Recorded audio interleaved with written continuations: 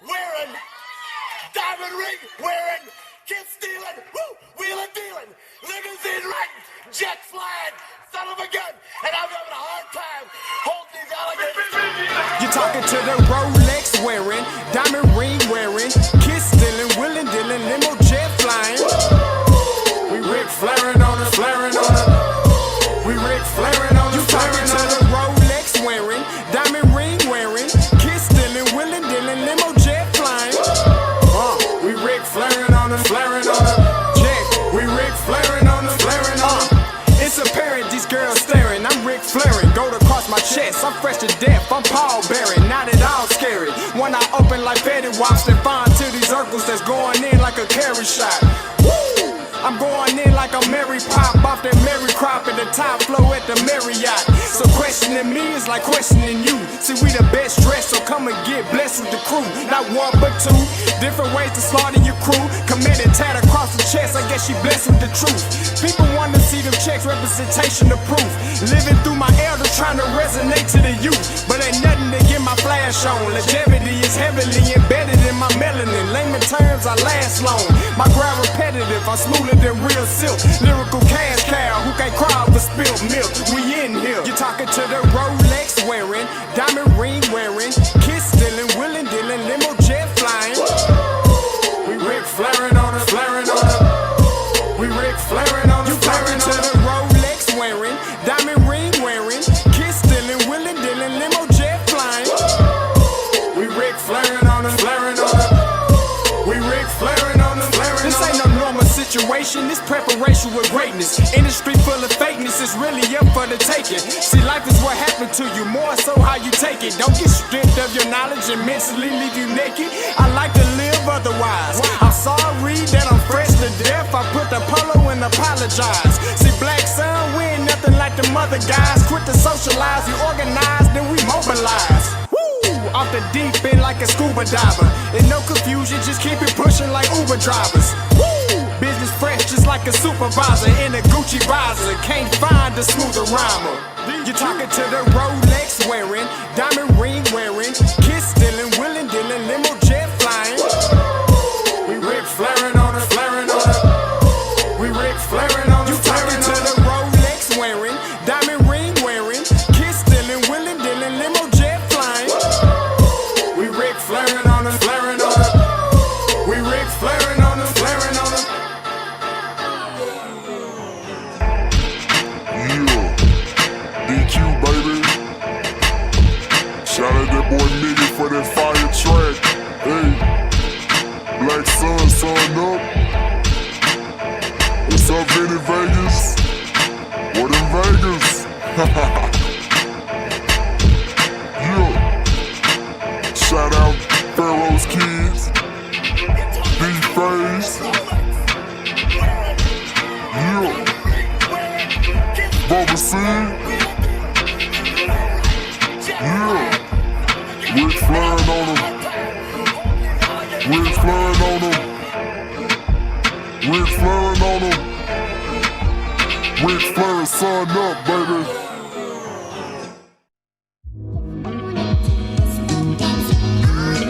Hey, yo, Scotty, you going crazy for this one. We see what you're doing, we salute you. Hey, let's get it started. It's Backpack Capital One. What's in your wallet? Got a call from my man A. Scott. I said I got it. Love that you highlighting all of these black colleges. Try to pay me for doing this. Look, bruh, if you don't get off my line with that foolishness, voice of the swag, pull up where you at, no cap. If the Brody is speaking the soft facts, my advice, tune in to every show. Captain Petty, but we know that the sergeants are with the smoke. Speculate, just tell me what is we doing. Get into it, okay, look, I'ma say this and keep it moving. My boy Scotty, man, he offered the least. Black grad, paying college, I'm glad that he called me. Walking, cause we all been taught that talk is cheap. Even primetime knows Scott for the HBCU streets.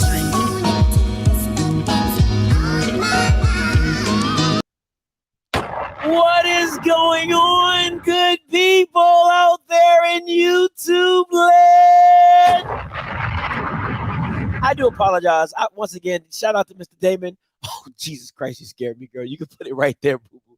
Thank you. You can, Mr. Damon is right as always. Listen, you know, I'm over here parenting, so I got to parent. My time schedules don't work well. My time frames do not work well, but listen, today is a great day, okay? And if you're a Jackson State fan, listen, I'm gonna do you the honor of just giving you the heads up of what is about to happen, okay? Because I don't like to clickbait nobody. That ain't really my style. So I'm gonna just give you a little pre-warning of what's gonna happen.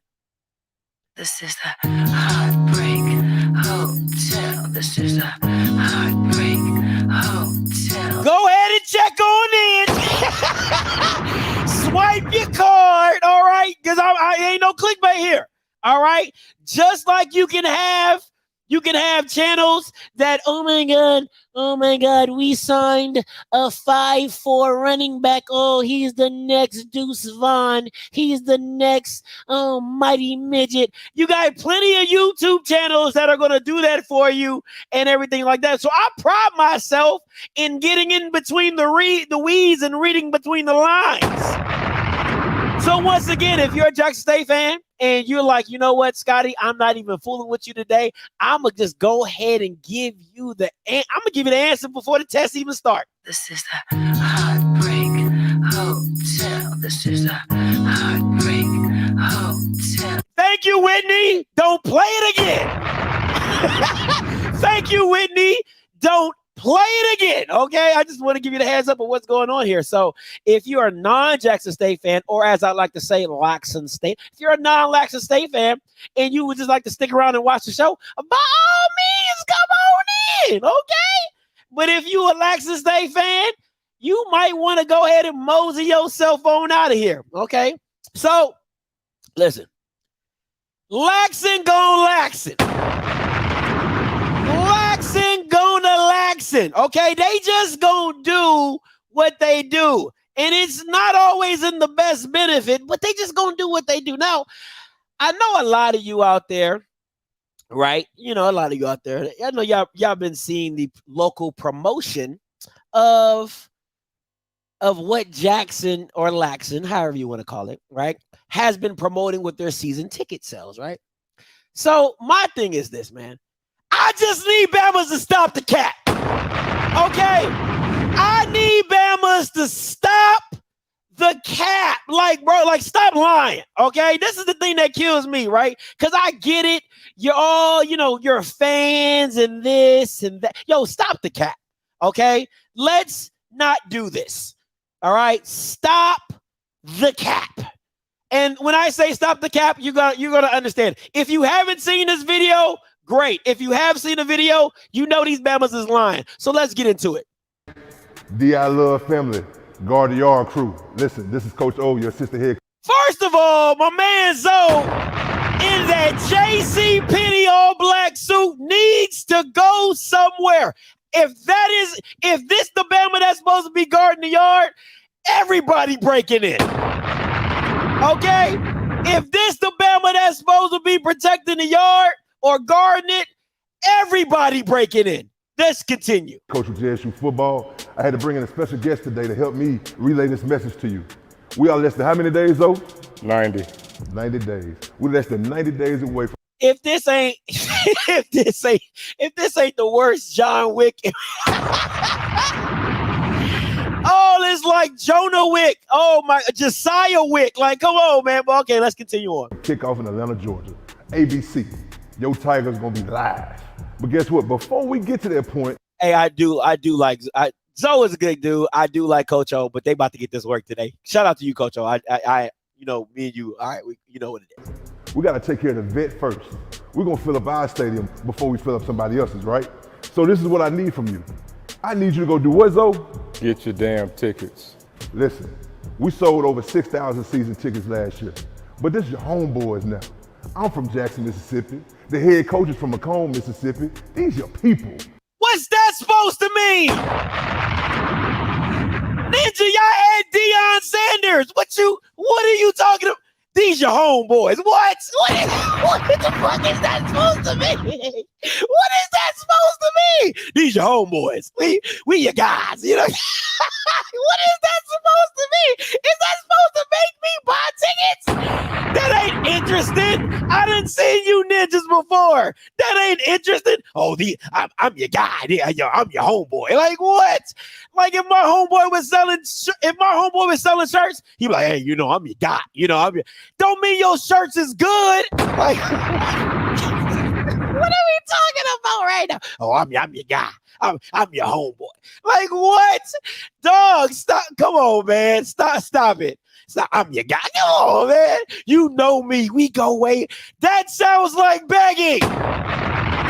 That sounds like begging. Hey, come on, man. Now you know I'm good for it. I'm your boy. You know me. We used to go back 2 flats in the Cadillac. You know me. Like, come on, man. Stop it. These your homeboys. You're like, I'm from Macomb, Mississippi, and I don't give it. That's why I ain't coming, because you from Macomb, Mississippi. Like, what the hell is that? I'm sorry. Okay. I'm so, oh Lord, that was just too funny to me when I heard that. Let's rewind it. I'm sorry. Let the finish. I'm your guys. I'm your homeboy. Tickets last year, but this is your homeboys now. I'm from Jackson, Mississippi. The head coach is from Macomb, Mississippi. These your people, and we are in the building, ready to rock and roll. So Zoe, what do we need them to do? Get your damn tickets. Today, tomorrow, money order, check, cash, it don't matter. Just we take all forms of payment. Oh, EBT cards. Hey, American Express, Cash App, Venmo,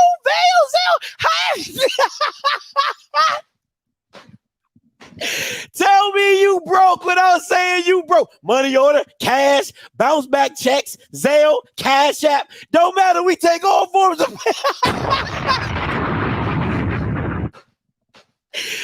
Oh my God, that is so funny. Oh, Jesus Christ. Hey, listen, if you got it on the EBT card, we know you're good for it every first. You know what I'm saying? Oh my God. That was funny. Okay. Cash App, Zelle, Venmo, you know what I'm saying? Federal Now, whatever you got, we got it. Oh, Jesus. Oh, man. Crypto, you know what I'm saying? Ethereum, what you need, how you want it. Oh, my God. That man said wick. Oh, man. Oh, Jesus. Okay, let's rewind this now. Whoo. roll. So Zoe, what do we need them to do?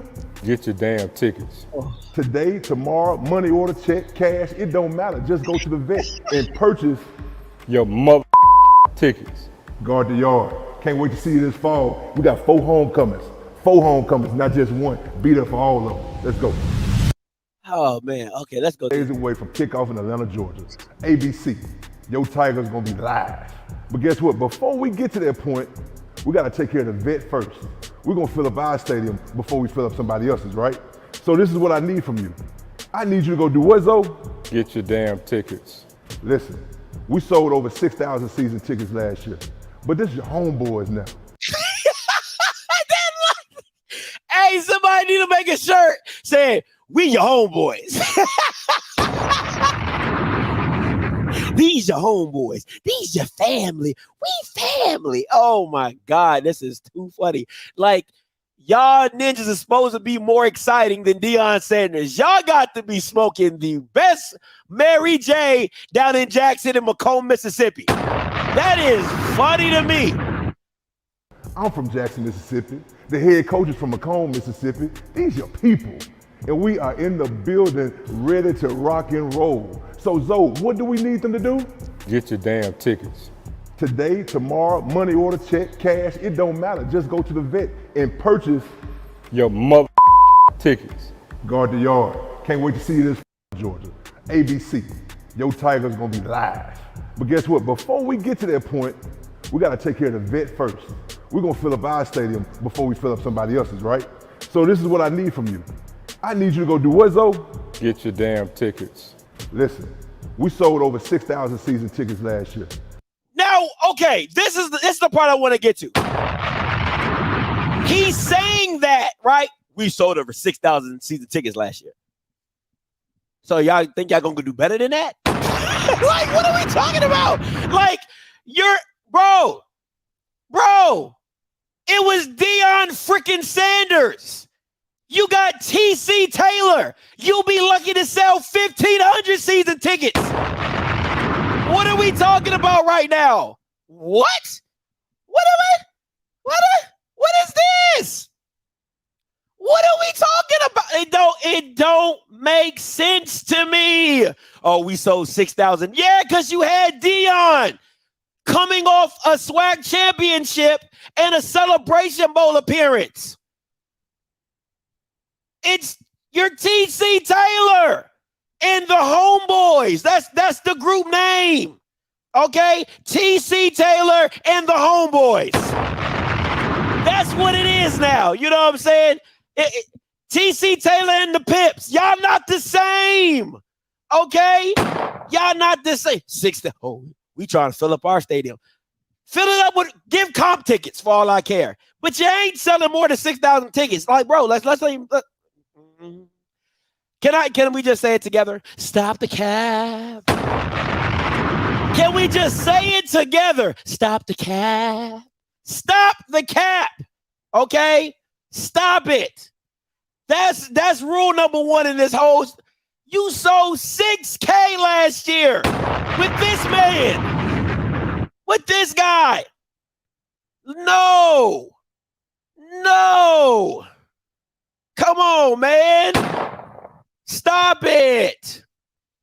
We your homeboys. We your guys. Man, stop it. Anyway. I'm just saying. That's all I'm saying. That's all I'm saying. I want to see the numbers behind that. I want to see the numbers behind that. Because Deion already told us y'all must be inflating your count. Deion already told us, all right, that y'all be inflating your count. So I can't even trust your count. Let's be real. Okay? So don't make me go there. Don't make me go there. Okay? Y'all was inflating counts. We all know how y'all get down. Stuff in the ballot box. You know what I'm saying? Stop it. Stop it. Stop it. Stop it. Okay? No, it's a little. Ain't you proud to beg, sweet darling? Don't leave me, girl. Don't leave me. Don't leave me. All right. Now my next question. Part of the series of Lackson Gone Lackson is, no, before I get there. Yeah, no, I'm going there. My next question before, where is Swag Diddy? Oh, y'all remember Swag Diddy? No, let's not act like, let's not act like we don't know. Y'all don't be foolish. Y'all remember the Bama was all up in the scenes, all in the music video. You know what I'm saying? He was everywhere when Deion was there. He was everywhere. I Google searched it. Okay? You know what I'm saying? So I just want to be very clear. I just want to know, where is Swag Diddy? Because if you don't remember, right? If you don't remember, back in the day, it looked something like this. What's up? What's up? I need you to turn your phone up, turn the volume up, because you need to hear this. My AD, not your AD. My AD is on social media now. Tell them where to find you, dog. You can find me on social media at Jackson State AD on Instagram and Twitter. At Jackson State. I ain't seen none of these. I listen, like I said, used to be all in the video, all on the front. AD. Follow my AD right now, because ain't nobody got no AD like my AD. My coach is in the building. Your coach left.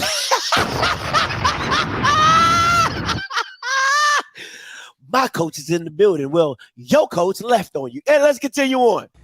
We hit Miami too. We finna get bow-legged on them. Is this what we doing? Is this what we doing? He was all in the videos, all on Front Street. I'm just saying. I just listen. I'm just asking for a friend. You know what I'm saying? I'm just asking for a friend. You know what I'm saying? Because it's just convenient. Because when people love to have amnesia. Woo-wee. Ain't nothing like a black person that like to forget what happened, right? You know what I'm saying? When you get older and you tell your mom how many times, like, Mom, you remember you used to beat me with an extension cord? Boy, I ain't beat you. I'm a Christian. You know, black people love to get amnesia when stuff hits the fan. Now all of a sudden, I ain't seen Swag Diddy in front of a camera. I ain't seen Swag Diddy I ain't see him do no bow-legged nut. I ain't see him do no bow-legged walks. I ain't seeing him say buy your tickets. I ain't seen nothing from AD. Now I saw him at the baseball game when I went to the Swag Championship. I mean, not the Swag Championship. When I went to the Swag Championship tournament for baseball, I saw AD. I said, "What's up, Ashley?" You know, I dapped him up. He said, "Hey, got your kids?" I said, "Yeah, that's what's up." He said, "Cool." We kept it pushing from there, right? Now that's been over a year.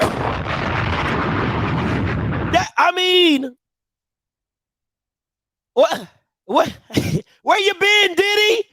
Where you been, Swag Diddy? You got Paul Bryant from A&M. He's stepping into that role like, yo, I'm out here. I don't need Deion to be out here in these streets. You know what I'm saying? That's all. You know, people love to forget. My AD. People love my AD, not your AD. My AD is on social media now. Tell them where to find you, dog. You can find me on social media at Jackson State AD.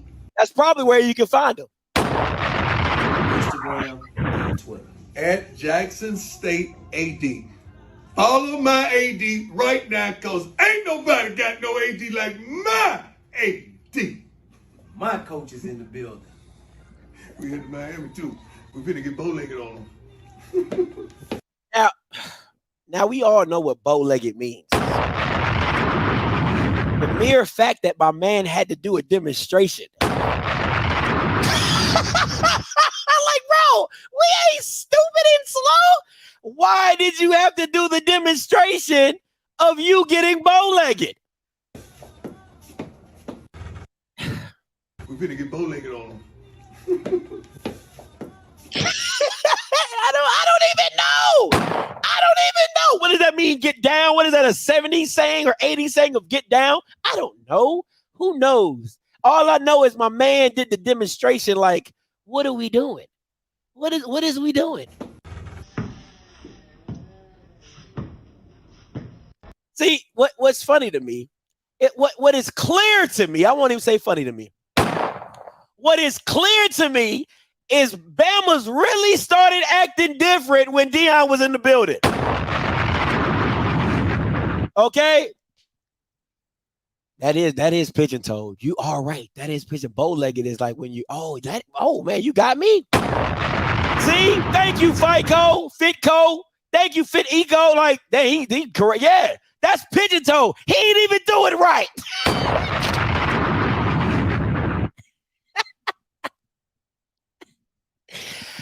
All I'm saying is this. It's just real funny to me, right? It's just real funny to me how everything is switched up. It's just funny to me. Everybody gonna act like we been like this. Everybody want to say we been like this. So that's been the excuse since I touched on the scene. Everybody like, oh, we've been like this. Oh, we have never changed. This is JSU. Oh, I beg to differ. This is I mean, it's in black and white. I mean, I can put it in color for you, but this is about as clear as you can get till you didn't changed up. You didn't changed up. You was all in the scene, you was all in the videos. You know what I'm saying? Like Suge Knight said, hey, if you don't want your producer all in the video, all on the soundtrack, come to Death Row. You know what I'm saying? Sure, if I was Willie Simmons, I'd be out here like Devereaux. I'd be like, listen, if you don't want your AD all in the video, all on the soundtrack, come to FAMU. You feel me? That's all I'm saying. That's all I'm saying. That's all I'm saying. That's all I'm saying. So just listen. It's just a few questions of mine. That's all I got. Just a few questions. And listen, at the end of the day, right? At the end of the day, the new class started by Jackson for Jackson, right? Is how to fumble the bag. Nobody does it better. Okay? Nobody does it better. Nobody can teach you what not to do better than the last 2 years of Jackson having Deion Sanders on the class of 101 on how to fumble the bag. And every time a new demonstration comes out, I'm going to keep showing you, Bambas, of just how Jackson State fumble the all the way the bag, right? Just gave it away, kicked it out the room. That's how bad they fumbled the bag. You know what I'm saying? But let's just dive a little deeper on the fumbling of the bag, shall we? So, you know where their beloved coach previously is and was on, currently up in the good old mountains of Colorado. Oh, I want to tell y'all something. Got to tell y'all this, right? Is guess who I saw at the SWAC championship game, right? Because I went to before I go into this, how they fumbled the bag, right? Guess who I saw at the SWAC championship game? I saw one half of the pregame show. Now, I did see McNugget. Of course, we did not speak. This McNugget is me. You know, it is what it is. But I did see one half of the pregame show. Now, I did want to know. I'm like, hey, I really wanted to, but he was like doing like sideline reporting. I really wanted to ask like what that relationship is like. You know what I'm saying? But, you know, to each his own. But yeah, McNugget was there. I saw McNugget. I don't think anybody's seen what Mr. Ford looked like. Mr. Ford could be standing right in front of you. You wouldn't even know. All right. So let's get in. Let's start this class, right? Of how to fumble the bag. 101 by Jackson State. So I'm reading this off of Twitter, as you can all clearly see. And it says Colorado will turn a profit of $200,000 from the April 22 spring game. And Colorado generated $343,000 in ticket sales and $143,000 in concessions. After expenses, about a $200,000 profit have never been made from this event. That's bag drop number one. Bag drop number two. In addition, Colorado generated over $123,000 in revenue at the team store on the day of the spring game. Oh, how is it not comparable? Don't y'all have a 60,000? Don't y'all hold 60,000 people? Y'all don't hold 60,000 people? That's what y'all been bragging about. Y'all been bragging about y'all stadium. So y'all don't. So not all of a sudden it's not comparable. It's not comparable. It's not. Oh, okay. Just make that make sense to me. Because for all the time you talk about how big your stadium is, now all of a sudden it ain't comparable. Okay, continuing on. Right, revenue on the record for the program. Adding to the prime effect, 11,273 football tickets on Wednesday, the first day that single game tickets went on sale. That is a record number of sales for one day at Colorado. Wow, man, this is getting it. And last but not least, since Hezekiah wants to talk so much about comps, let's talk comps. The average price to see Colorado. If you go to the bottom, look at the bottom. Ooh, here we go. Oh, Hezekiah, I love it when you step in your own stuff. I love when you put your own foot in your own mouth. It says to see Colorado open the season against Nebraska, it is $461, a 504% increase from last season being $72. Oh, that is a great comp, Hezekiah. That's a great comp. They went from $72 to $461. U-Bamas went from $50 to $50. How to fumble the bag 101, Jackson State. Teachers are administration and the AD. Now, it didn't have to be a 500% increase. But y'all Bamas didn't even do that. Y'all didn't even do that. They were $72 last season. That seemed like a great comp. That seemed like all prom effect to me. So the mere fact that a team that had went 1-11 the prior season has raised their ticket prices 500%, and you Bamas won the SWAC championship, went to the Celebration Bowl, and your ticket prices were still the same. That is called fumbling the bag. Fumble. You didn't even do 100% increase. Y'all didn't even do that. Y'all didn't even do a 25% increase. Come on, man. Fumble in the bag 101. It's okay. Just fumble the bag. 7034 coming to you. Hey, caller, you live. Sorry, what's going on, man? What's up? What's your name? Where you calling from? It's Rob from Dallas. Hey, man, the whole Deion. You there? Yeah, I said talk to me. Okay, yeah, the whole Deion experience is kind of like, when you live in the country and your big cousin come down for the city to stay with you for the summer, and when he get down, you the big man and you all this and you all that. But when they go back to the crib, you go right back to that same old cracker that you were. You went from a rich cracker when he in town to the same old white cracker, dog. And I don't mean that in a racial way, but you know what I'm saying. So they about to see. It's about to be.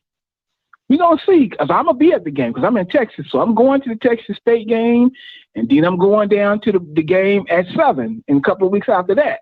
And I'll be at the homecoming game. So I'm going to catch at least 3 of their games. So I'm going to see what time it is real quick. But I'm going to support them because you got to support HBCUs. Mm-hmm. And I'll be there, but dog, they're going to go from a rich cracker to a plain old great value. You know what? I won't even say a rich cracker. What Jackson reminds me of is somebody who won the lottery, but their mindset never changed. So they lose it. Right. That's what they remind me of is you won the lottery, right? And you spent all your money in the first 2 years, and you're like, yo, what do you have to show for it? We had a fun time. We had a real fun time. Yeah. You know what I'm saying? It's like, they didn't take advantage of any of this stuff, man. They didn't take advantage. They had the golden goose. And I guarantee you, man, if they would have just said, look, if they would have got with all the powers that be and said, look, do we really want all this money to walk out the door? I'm pretty sure they could have did something other than what they did at the last minute.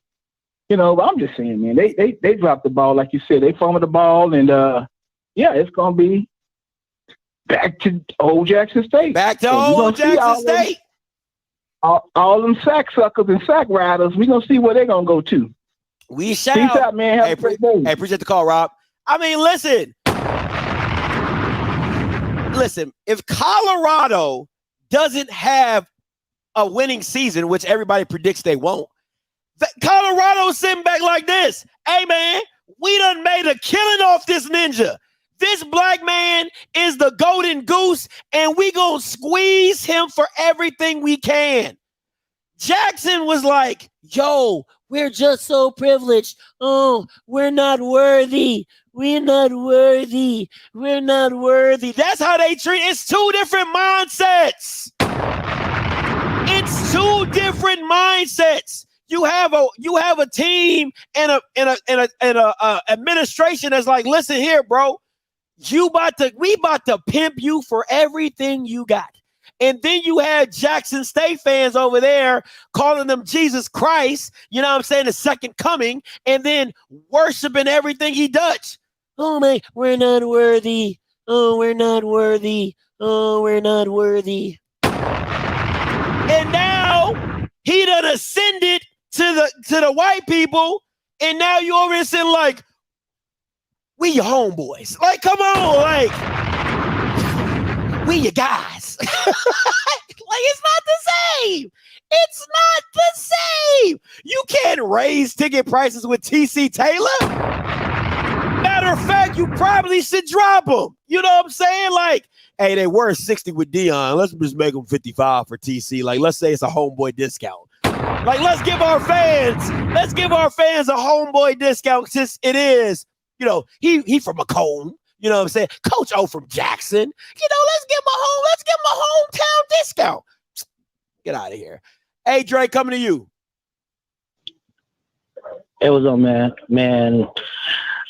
I would have, as soon as Prom touchdown, them tickets would have been increased overnight. If you ain't got your tickets already, like, you remember when Kobe all of a sudden said he was going to retire, and like his last game, people who had tickets, they canceled them tickets and increased it. Got to do what you got to do. So I would have did it overnight, and like I told you, I went to the Colorado game. They have so much. As soon as you walk through security, merch was being sold, so you couldn't even get to the stadium without even buying merch, and that thing was packed. So the fumbled it, yeah. I mean, they should have increased them. And be honest, they should increase it, and then rivalry games should be like double that. Double. So when they play Southern, when they play Alcorn, it should be double that. Dog, if they would have, listen, man, that Southern game this year that was in the rain, listen, them Bammers would have had to easily pay $100 for general admission. Easy. Yeah. Yeah. And if you can't afford rain or not, you can't afford I would have got my money anyway. Like, yeah, they fumbled it a lot. Them tickets, I don't know how much tickets are now, but even if they go up now, you could have easily came up like over. I know probably would have touched at A&T. A&T would have pulled tickets, and overnight, them tickets would have went up. Crazy, but you know, it is what it is. Listen, I don't know if they'll ever learn from their lesson, you know, but hey, you know, it is what it is. But appreciate the call though, Dre. Hey man, listen. Listen, and you guys can be like, oh, Scotty, it's just ticket prices or whatever. Listen, man, let's do some easy math, okay? Let's do some easy. Let's see what these Jackson State ticket prices are right now. Let me see. Jackson. I don't know if they got the single tickets. Jackson State ticket office. Let me see.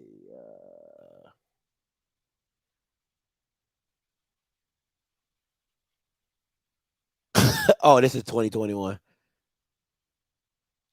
Look at this, man. This was 2021. Look at this foolishness. Look at this foolishness. This was 2021. I want you Bammers to look at this. This is ridiculous.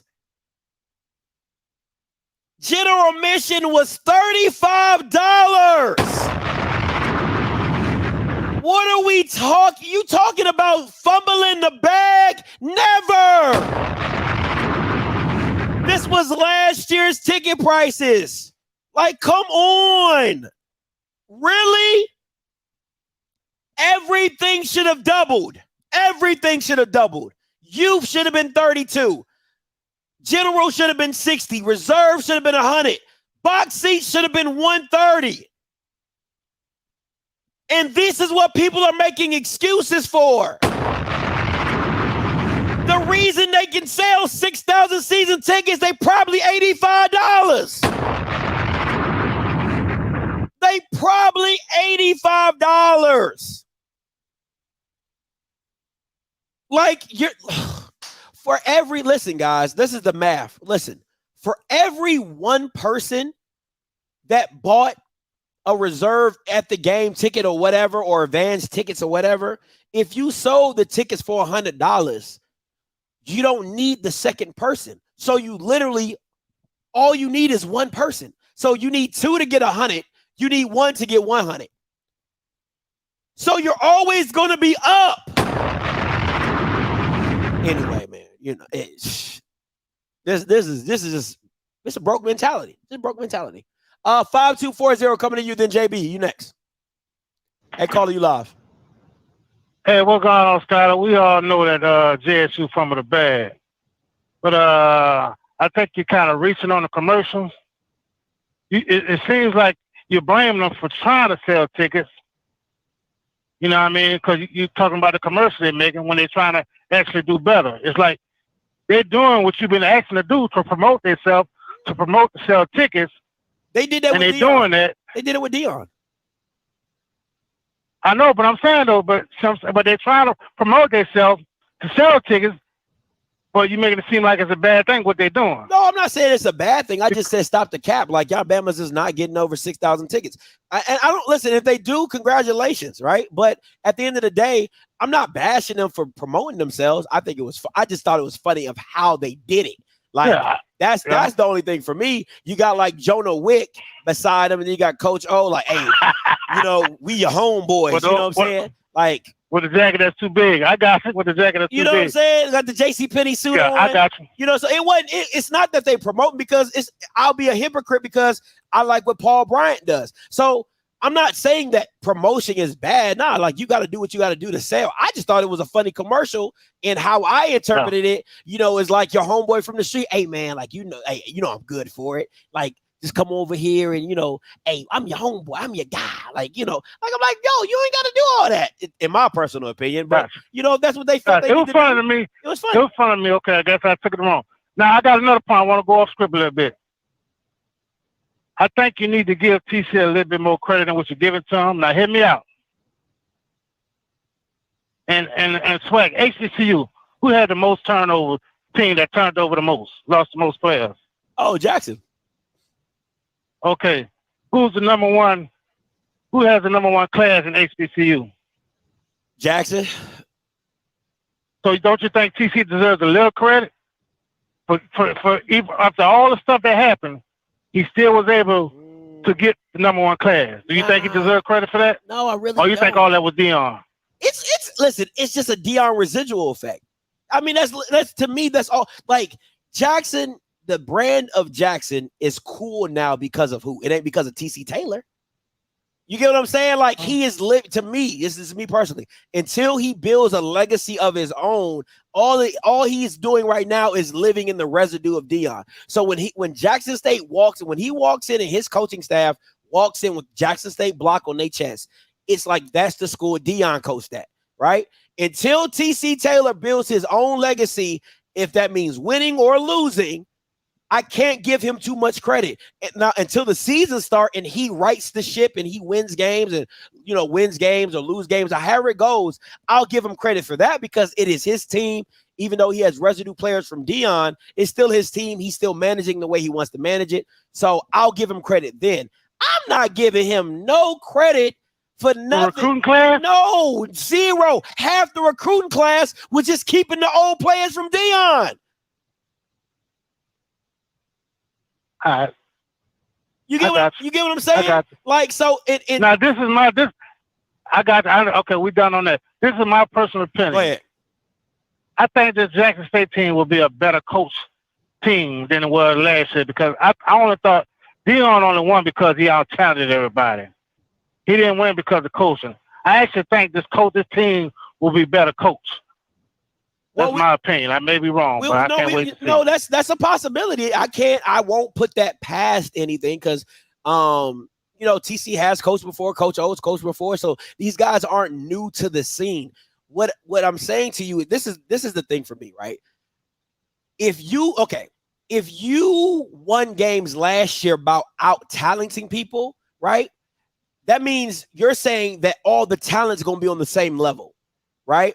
And at that point, is TC Taylor a better coach than McNair? He's not. I don't think he's a better coach than Willie Simmons. Hell no. I don't think he's a better coach than Willie Simmons. So I don't think he's a better coach than Hugh Jackson. If I'm being honest, I don't think he's like. So there's bits and pieces of this thing that I will have to see for myself of what TC Taylor actually is as a head coach. And then I think what really helps him is bringing the guy from Liberty, Maurice Harris. I think that's really going to help him out because there's probably things that he's done with his former head coach that he's like going to bring in and stuff like that.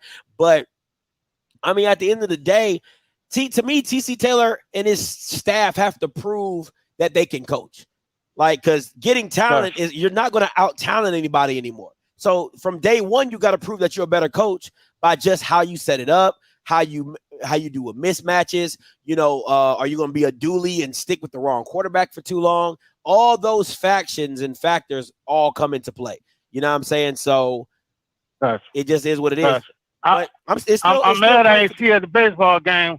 That was my first time ever going to a baseball game. I enjoyed it. I fell in love with goddamn baseball, man. I really enjoyed the SWAC championship baseball game. I really did. I took my kids with me on the. I was there Saturday and Sunday. I went back Sunday. Yeah, I didn't. My time enjoy myself. Yeah, I had to go to church. You know that boy, that FAMU pitched that FAMU pitcher. He pitched a hell of a game. I thought he was gonna pitch all 9, but he couldn't make it. So, but I'm a baseball fan now. All right, man. Appreciate the call. No problem, Joe. Appreciate the call. All right. All right. All right, JB, coming to you. Carlton Gumble calling in, sir. How you doing today? Nah, ain't no Carlton Gumble today. You gonna take this L that Bethune-Cookman took in this championship game. That's what you gonna do, JB. Ain't no Carlton Gumble today. No, sir. It's take this L where Bethune-Cookman got handed in the championship game, sir. Man, yeah, I know. I'm still kind of upset about that. I know. I'm still very, very. Take this L. I'm very, very bitter about that right now. But the questions that we're going to get asked, by the way, props to FAMU for winning the SWAC baseball championship, kick ass in Gainesville next weekend. Mm-hmm. I will say this. Actually, the questions I do have, though, the video that was shown earlier, and once again, this Carlton Gum asked me these questions, not for anything else. Was this a Tubi movie trailer for Menace to Society Part 2 that was being shown? And the video that you showed with Swag Diddy, was he Cuba Gooding's stunt double in Radio and the Boys in the Hood? No,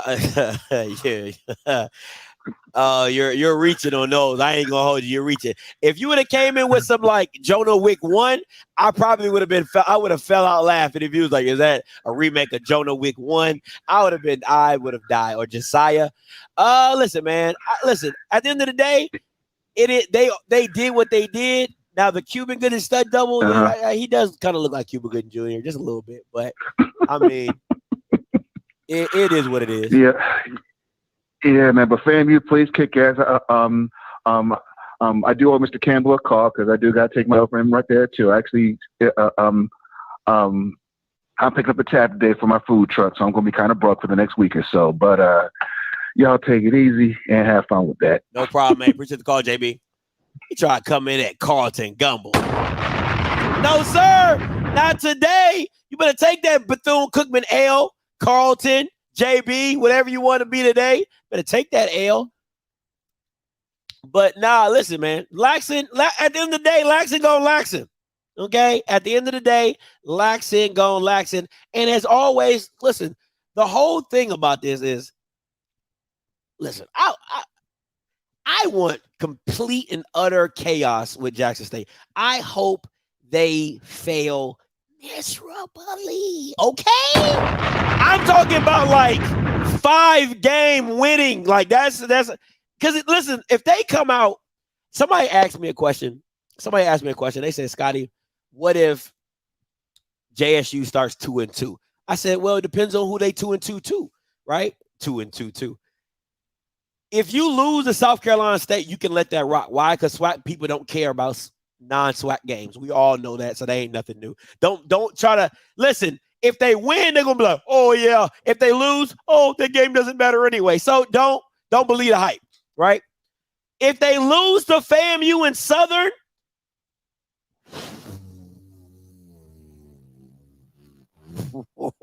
oh boy, that is Armageddon. Okay, that is Armageddon.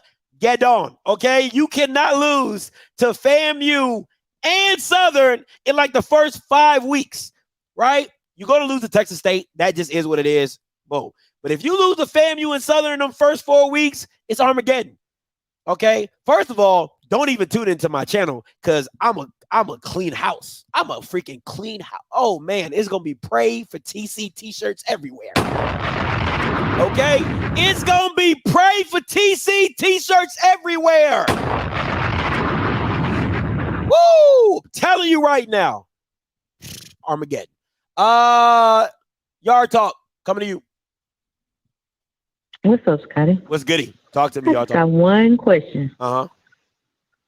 What should them SWAC championship tickets have cost? Because I'm looking at the website right here, and it says advanced purchase is $35. For the SWAC championship? Yeah. Them Janks would have been what? Them Janks would have been out the wazoo. SWAC championship tickets, and it's a home game essentially. Oh, but the SWAC. I think the SWAC delegates that game, so they get to delegate the prices. They do. That's why I'm asking. So what should it have been? Oh, for general admission, I would have been like probably like 170. I probably went 150. I think like for general admission, I probably would have went like 150, and for like for reserve seats, probably like 175. Like I would have just, man, listen. Listen, people don't understand Yard Talk. I would have been like, they don't. I would have Bama's would have had to make life choices. Do I put gas in my car and make it back to the house, or do I go to the Jackson State game? Like, or do I pay my rent, or do I go to a Jackson State game? Because it would have been. I'm telling you, do I pay my child support, or do I pay to go see a Jackson State game? Life decisions would have been made on these Jackson State tickets. And the mere fact that Bama's are paying $35, like my son gets that for birthday money. What is that? What is that? My son could have bought me 2 tickets. My son, with his birthday money, could have bought me 2 tickets. We both getting in the game off my son's birthday money. Come on, man. What sense does that make, bro? Stop it. $40 up. Stop it. Stop it. Come on, man. And then let me address some of y'all in the comments. I always talking about ain't nobody got no money. Y'all spend money every day. Stop playing. We ain't broke. And if all your graduates broke, it's something wrong with your institution. So stop saying we ain't got money for this and we ain't got money. We do. It's all about making a choice to invest it into the program. And I'm out. All right. Appreciate it. Listen. Then you need to find a babysitter. I'm not, listen, man. I am not catering to you. If you broke, you broke. If you cannot pay the price, then you can't play the game. You either find your ass a babysitter or you watch it on television. Very simple. Very simple. Like your name, crime and punishment. Pay or don't play. Very simple. Hey, Smash, coming to you. Boy, Scotty. Boy, see, $150 per ticket. No, yo, you would have into this motherfucker. Dude, but think about it. But think about it, Smash. Listen, it was Southern and Jackson in the SWAC championship. I understand, Scott. I'm not saying you're wrong. You're right about everything you're saying, bro. But I just know the people in the crowd that attend this game, that game will be emptied in the motherfucker. Listen, hey, Scotty, you want to laugh? Boy, you made them fucking $150. That's the best it gets. That's a boombox all over again. You know what I'm saying? Yeah. We never pay a boombox. And you paying $150 for this? I'm just letting you know, Scotty. Like, you would have had more people. You'd do like Norfolk do, charge to get in the gate and a percentage of the game. Everybody who come to tailgate and shit, you probably made more money off there. But $150 to get in that game, it's sad that I'm saying this, guy, because I know it would be true. And you right about what you're saying about raising the tickets of the game. 30, absurd. That shit should have been at least 60, 75 minimum if you're going to do that. But 150 Scotty, man, listen, it'd have been a been his that bitch. I paid my 150. Hey, listen, you either gonna find it or you're not gonna go. It's very simple for me. At some point in time, you gotta hold people to the fire. Like, okay, you feel you that big? Because you spent $150. Dog, Bama spend more money on the food they bring to the tailgate smash than the tickets. Like, come on. And back to what you saying earlier, I really, like I told you my prediction for the season already. I really want to see how these games is, bro. Like, Jackson, Big Kite Stadium, for that, all that, bro. I really want to see how that second and third game. And you just said if they lose to Jackson and Southern, it's going to be Armageddon. I think they lose to FAMU, it's going to be Armageddon. I feel like you already know what that pretty much means. I don't see FAMU from judging anybody not really lose to nobody for real. Yeah, they haven't lost. Yeah, in one game. It's gonna be Armageddon. That's my time, Scott. Yeah. What you do is raise the tailgate price like they did. You can't outprice your customers. Okay, that's sad. That is so sad. Think about this. Think about the mentality. You would pay more to tailgate than actually go to the game. That is such a backwards mentality. That is such a backwards mentality that I could raise tailgating prices and then Bama's won't come to the game. So you'll pay $300 to $400 to tailgate and that means just the park. That doesn't mean food, all the stuff that you. Come on, man. The gas to fill up your RV be like $100. Some of you Bama's got these souped up ass trucks. Y'all spend $100 on gas. Stop playing. Hey, Mr. Sergeant, coming to you. Scotty. What's up, sir? What's goody? Man, when you said, guess who I saw at the Bethune-Cookman FAMU baseball championship, I almost fell out of my seat because I knew you were going to say Little Bill. I just knew you were going to say Little Bill. All right. So anyway, let me make my point and then hop off here because my lunch time is over. About the middle of April, Janet Jackson came to Orlando, and we went to the concert. Hadn't been to see Janet Jackson. Never got to see Michael Jackson before he passed away. I've seen Prince, and I've seen some other people. I didn't get a chance to see Whitney Houston before she passed. The ticket price was almost $300 per ticket. Woo! And listen, it was not in the budget for us to go. So my wife and I sat down and we devised a plan to save the money, to spend a little bit on credit cards, but we paid for it, right? Because it was important to us to go. We made a decision. We had to do beans and rice for a couple of days, right? You know what I'm saying? So we had to make some adjustments in other areas to do the thing we wanted to do. It's the same thing with this. I can't go to Miami because of work obligations, and I'm involved in my church, so I can't go to Miami for the game with Jackson State. But trust me, if that game landed on a Saturday and I was free, I don't care what there would be nothing to hold me back. I would go into debt. I would do whatever it took to be in Miami for the FAMU Jackson State game because I would want to see that game. It would be important to me. Now I am going to pay whatever the cost is to see it on TV, right? To see it on cable or whatever, Hulu, wherever it's going to be. I'm going to pay that cost because I can do that. Yeah. But it was important to us to go see Janet. It was important to us to go together to have fun, and so we did it, Scotty. So you're right. I don't want to hear, and the other caller was right about we have money. I don't want to hear people saying that you're outpricing your people, your whatever. If people want to go, they will go, and they'll make it happen in some kind of way. That's it, Scotty. Brother, I love you as always. Take care. Appreciate it. No problem. Hey, listen, let me tell you this. I'm going to be a buck with y'all. I'm going to be a whole buck with y'all. If I didn't get assistance on the trips that me and Key used to take to Miami, I wouldn't have gone. Do you know how much them hotel costs in Miami? we were staying in Fort Lauderdale at one of the, I think we were staying at the W, right? And I got a friend who knows a friend, right? So he's like, yo, my home girl works at the W. I can give her employee discount rate. So I think we paid like maybe $120 a night.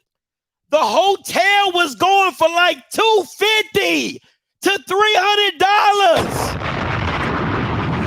And that was for like one bed. Like, I'm like, Bama's be in there, and dog, and all you see is like FAMU and Jackson State people everywhere. And they at those like the team hotels, them jokers ain't cheap. Okay. So let me break down the budget. Me and Key had to rent a car. This is before the kids, right? We had to rent a car. I think that was like maybe $60 a day or $40 a day or whatever. We were in a car. Because I'm like, listen, we need a Yaris. We need a Honda Fit. You know what I'm saying? We don't need no Malibu. All right. We don't need no full size of nothing. Okay. I just need something to put my stuff in the trunk, and we good on gas because we driving from Atlanta, which is about 9 hours. All right. And we there. Right. So we get there. So we driving, got to pay for gas. So once again, I'm thinking smart. We going economy. We driving economy. So you talking about maybe $25, $30 to fill up every about 4.5 hours, right? So we good. So that's about $60 right there. We get the nice room rate, another $90 per day or whatever. I gotta pay for the high-speed internet because why? I gotta do a live show, right? So that's another $15 a day, right? You in Fort Lauderdale, right? Because we stayed in Fort Lauderdale. So it's not like, you got your girl, she ain't gonna want to eat McDonald's. And if anybody know Key, when we go out of town, she eating out of town food, okay? So she like, what they got at Fort Lauderdale? We going to hit the Fort Lauderdale spots. We go to the restaurant inside the hotel, absolutely trash, right? And the 3 little tacos were like $25. I'm like, what the crap? What the crap is this? Right? They were trash, absolutely trash. The drinks, I drink Sprite, so that was about $5, $6. You know what I'm saying? Got to pay for her meal too. So that's day one. And you got to think about this breakfast, lunch, and dinner my girl eats, okay? So, it's a lot of money. And that has nothing to do with the game. Absolutely nothing to do with, come on, Jordan. And hotel valet, which be like $40 a night. Stop playing with me. And you're telling me you don't have the money to buy $100 ticket? I've seen more Jackson State people, and listen, them Jackson State people be in like South Beach, okay? They won't be in Fort Lauderdale like me and Key out in the outskirts, right? Well, we was by the beach, you know what I'm saying? But anyway, Jackson State Bamas, they be in South Beach. That is a whole nother price. It's a whole nother price realm in South Beach. That's another level of money, right? So if your hotel was $150 in South Beach, it is now $350. So shut up about, we didn't got it. What? Come on, man. Stop it. Stop it. Okay? Y'all Bamas y'all be on some next level stuff. Man. Come on, Blue. Stop, man. I be on everything a business. Everything is a business expense out here in these streets, okay? You know what I'm saying? Listen, stop. I get a taquito. I get a taquito from Racetrack, business expense. Get a piece of gum from Racetrack, business expense. Man, stop it, man. Stop it. What's up, Mr. Campbell? Coming to you. Scotty, how you doing? Hope you had a good holiday. What's up?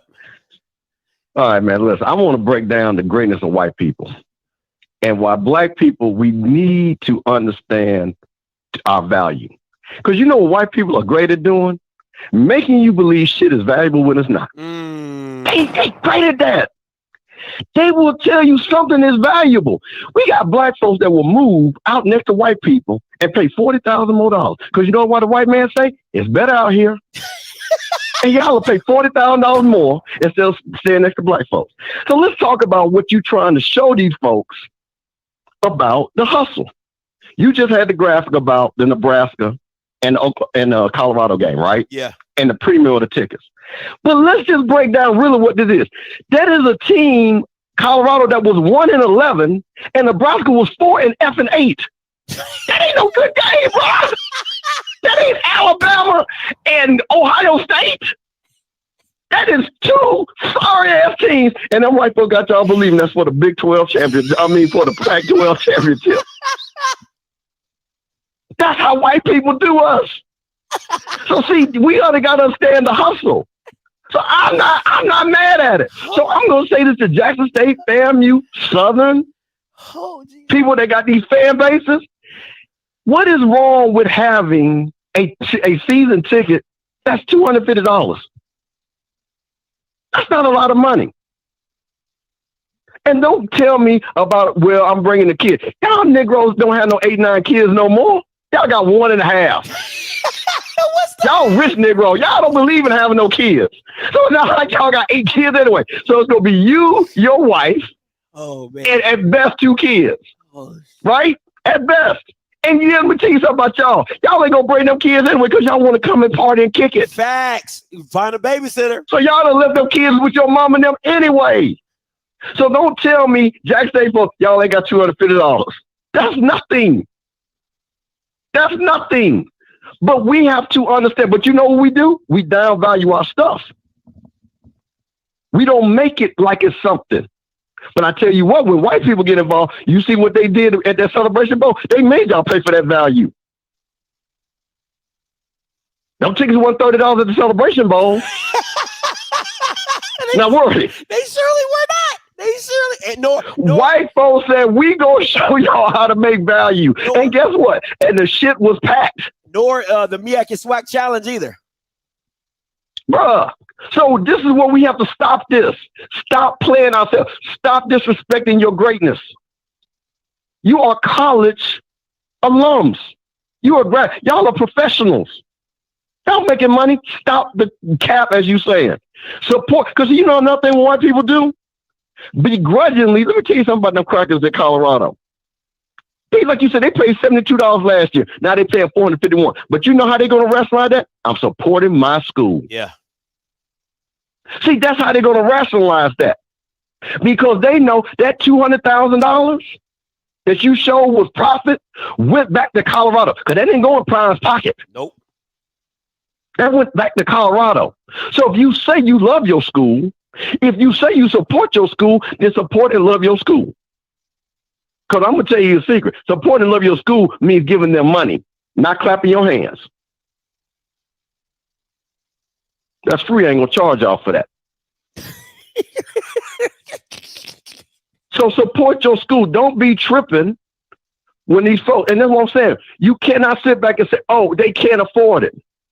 There's a thing called cost elasticity. Have you did and say, you know what? If we move this thing, can I tell you what? You could afford the gas. Hell, you go to McDonald's now. A damn combo meal at McDonald's is $10. Dog, Chick-fil-A be, man, listen. Chick-fil-A is $12. Flying around the block. You Negroes still eating Popeyes. Y'all getting that 30 piece for $80 with the 2 large sides. Stop it. So that's my thing, man. Don't come up here and it's just, oh, people can't afford it. What people? If you broke, say you broke. You don't need me. Let me tell you, if you broke, you don't ever need to be going anywhere. That's so we're not talking about the broke people. So we gonna I'm gonna cut off all broke people. No, this conversation is not for you broke folks. This conversation is for you 6-figure.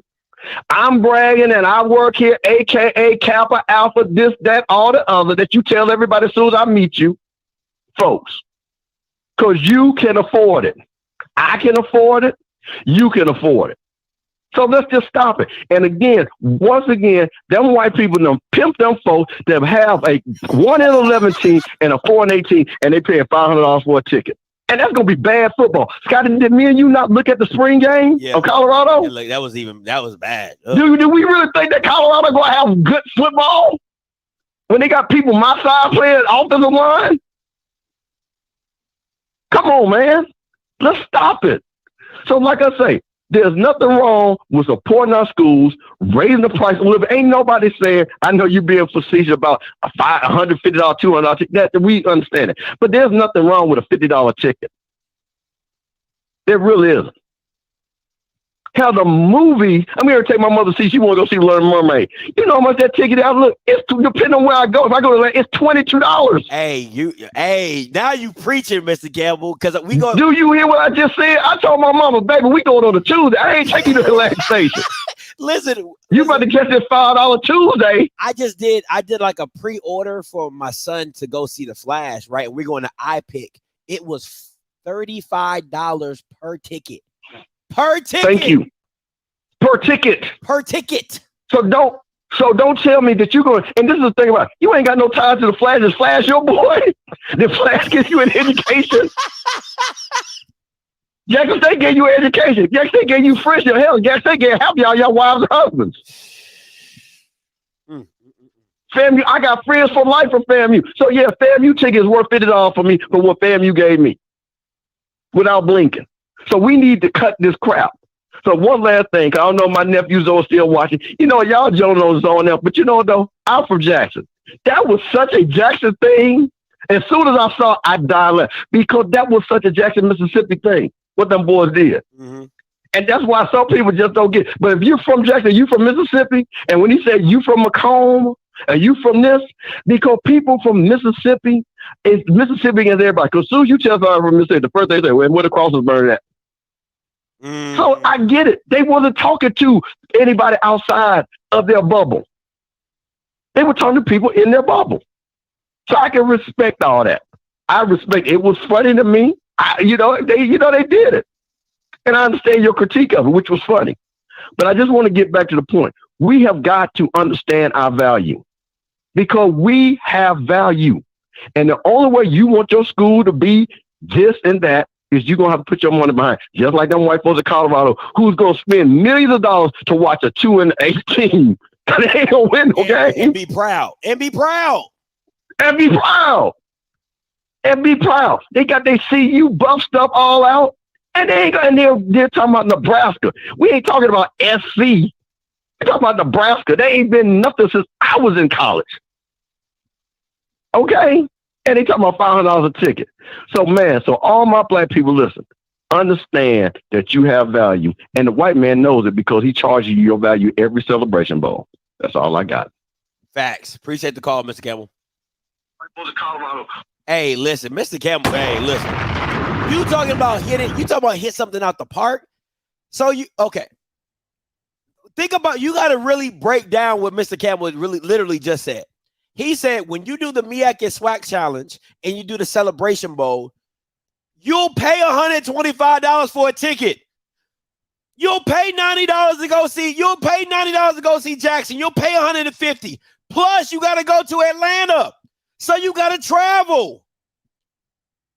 So they see your value as whatever they see you,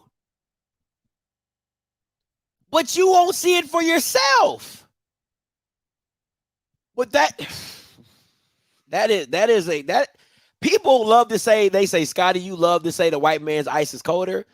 But honestly, the HBCU alums live that way more than I ever preach it. Y'all Bamas live it more than I preach it, because you do it with your actions and you do it with your pocketbook. If let's be a buck, let's keep it a whole buck, right? You'll say, well, Scotty, it's a championship game.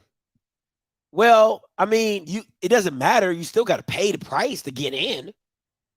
The SWAC championship tickets don't go up.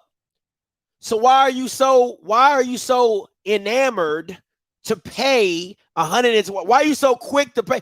Mike Reed, he bought his Mike said he had already bought his celebration tickets last year at the beginning of the season. He said he already bought them. Scotty, I already got my Celebration Bowl ticket. I'm going to see you in Atlanta. But yet and still, y'all get mad that I'm bringing up that y'all need to be charging more money for tickets. That's crazy to me. Because at the end of the day, it's truly how you see yourself. It's really, I mean, like look in the mirror. Like, really break. This is real. I need to get a psychologist on here, right? Because I look at it like this. If you would say, I would spend $100 for my outfit, but I won't spend $100 to go see my school play, I think that's something wrong with you. If you would sit in line and buy 200 pair of Jordans, but will make an excuse of why you won't pay $80 for a ticket at your school, there is something wrong with you. It's just something wrong with you. I can't explain that. There's no way you can get on here and make that make sense to me. That the way you Bamas talk about your institutions and that the way, let's talk about it. I'm feeling it. Thank you, God. The way you all came at JJ Redick for making a slight at Winston-Salem State, right? He made a slight. Oh, they always talking bad about HBCUs. Oh, they always do this. And, they always come. Oh, they always want to put us down. But you won't invest in said school. You will get upset if they told you our value for this game is we feel it's $80. It's $90. You will huff and puff against that just as much as you will huff and puff against somebody who would speak bad about an HBCU. But we'll go to an Alabama game. We'll go to an LSU game. What LSU game costs $60? What Alabama game costs $60? What Florida game costs $60? You pay, come on, man. Y'all probably pay more for YouTube TV and Hulu than you do at your own school to go see a game. You will walk into the stadium with an outfit that costs more than the ticket to get into the game. Make that make sense. And I'm the bad guy. And they gonna charge you out the yin-yang. Exactly. For the Southern and LSU game. Southern Bama's in there wearing split t-shirts. LSU, Tigers and Jags, and Jags and Tigers. And you in that game. Matter of fact, let me go see how much that game costs. Just so I can see the foolishness that y'all Bama's paid to get into that game. Let me see. AKP coming to you. All right. What's up, boy? What's up? Hey, just to chime in on the little topic, bro. Come on, man. 150 for a game, man. I understand we want to be like the SEC. We want to raise tickets. I get it. But I'm looking at it from the mindset of some of our black folks. Yeah, we'll pay $400 to go see Beyonce. Let's just take a average 23-year-old woman. Her mindset is going to see Beyonce, right? Okay. She's not coming to the Southern University versus Alabama game for $100. She's not paying $150 to see those two teams. That's what I'm saying. And people saying broke. It ain't even about being broke. It's about a mentality that some of our alumni have. Like we will play. Okay, 150. Okay, we could raise the ticket to 150. So how that 17-year-old kid is going to pay $100 every Saturday to see their school? Don't they have 17-year-old? Don't they have student prices? They have youth prices. They have student prices for their home games, but when they go on the road, we still have to pay. They still have to pay the full price like a regular fan. You only have 4 or 5 home games. You still got to go on the road. You still got to go play. Okay, KB, let me detail it out for you, right? Okay. Go ahead. I'm listening. Give me your game plan. I got you. You can't charge $150 for a Valley ticket. That ain't happening. You can't charge $150 for a UAPB game. That ain't happening, right? But for Jackson and Southern, that price needs to be over $100. I don't care how you make it $100. I don't care if you go 90, 100, maybe reserve seats 100, general admission is 80, but those tickets got to come up. Southern against FAMU. If I'm FAMU, I'm breaking y'all back, right? Because I know FAMU gonna show up. That's what they do. They gonna sell their side out. So I'm gonna charge them 100. Reserve general admission might be 90 or what. Those are the games that Jackson State has the best. The reason I say Jackson State has the best because why is this? They play so much neutral site games that they only got 4 home games. So they got to make that count when they got them, right? Instead of like other schools might have 6 home games, right? Jackson only got 4 because they play all those neutral site games. So you got to come up with the come up.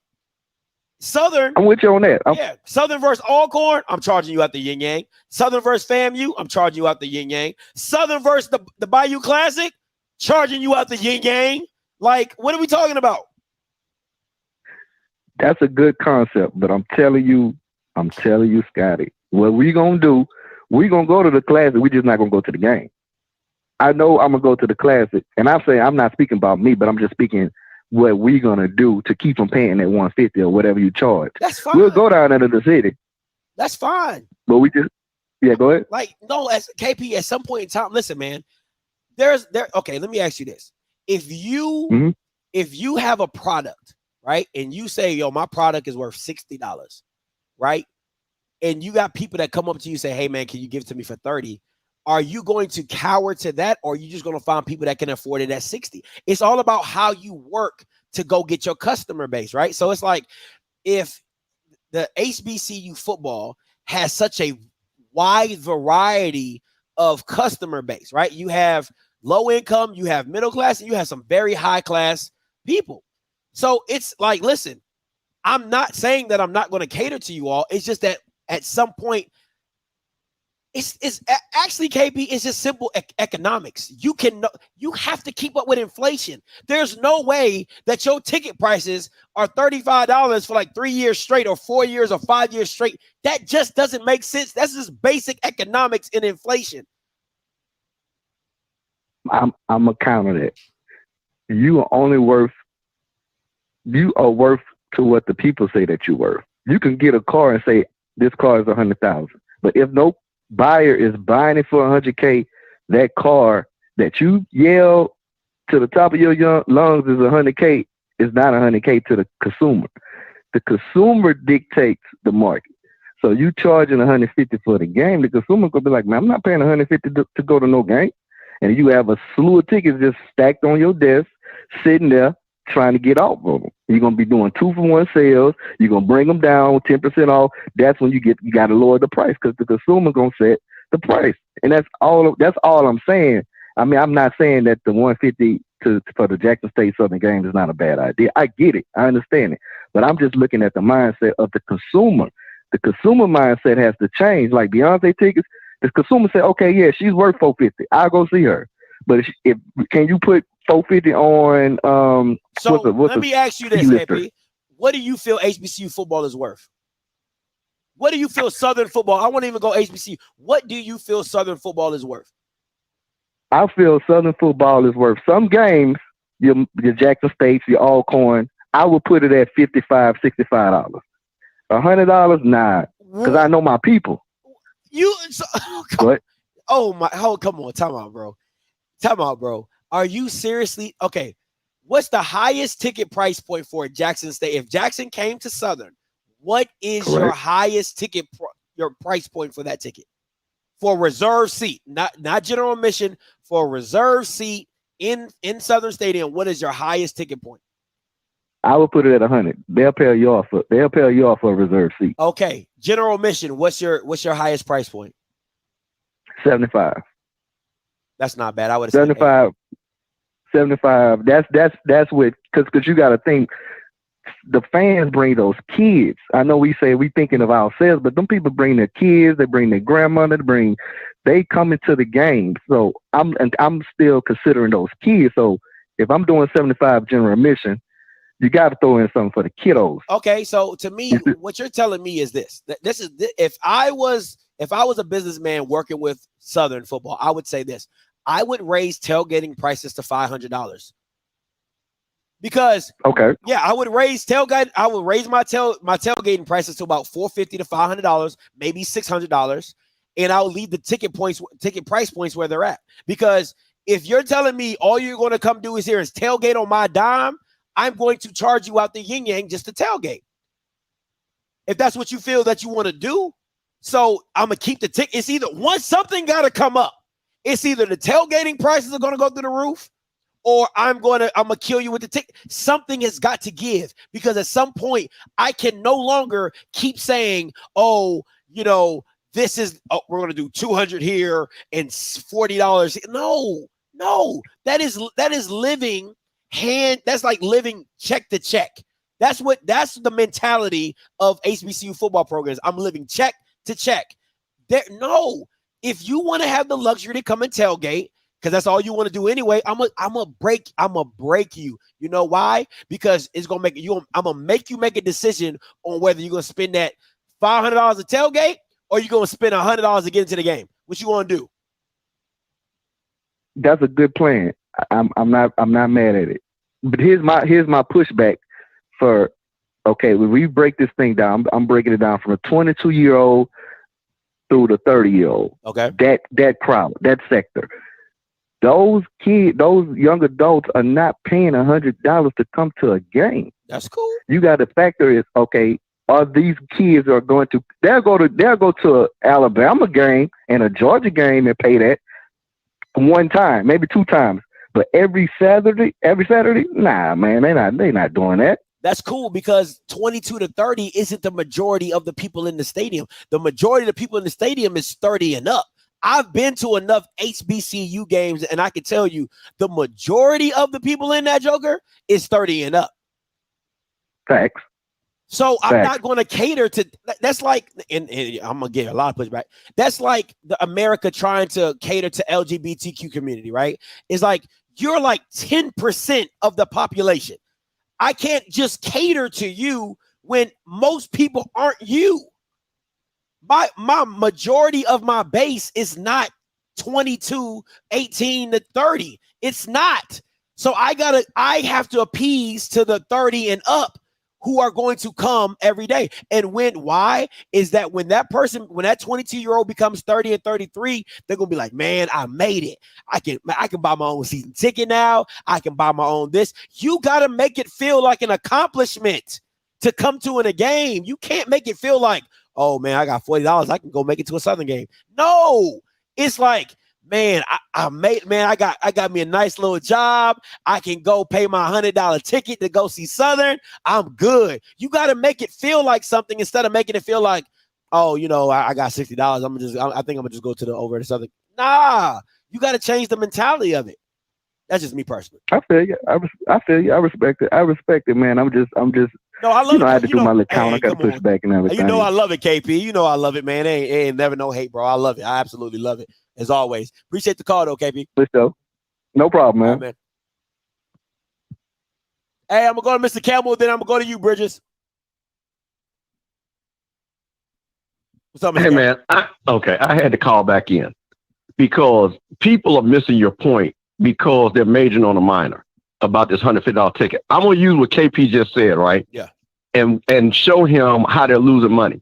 He said another $10 more, right? Yeah. That he would charge, right? So let's just say the games he named: Jackson State, home game, Southern. That's going to sell out, right? Mm-hmm. We can agree with that. FAMU's coming down there. That's going to sell out. And then you said Alcorn.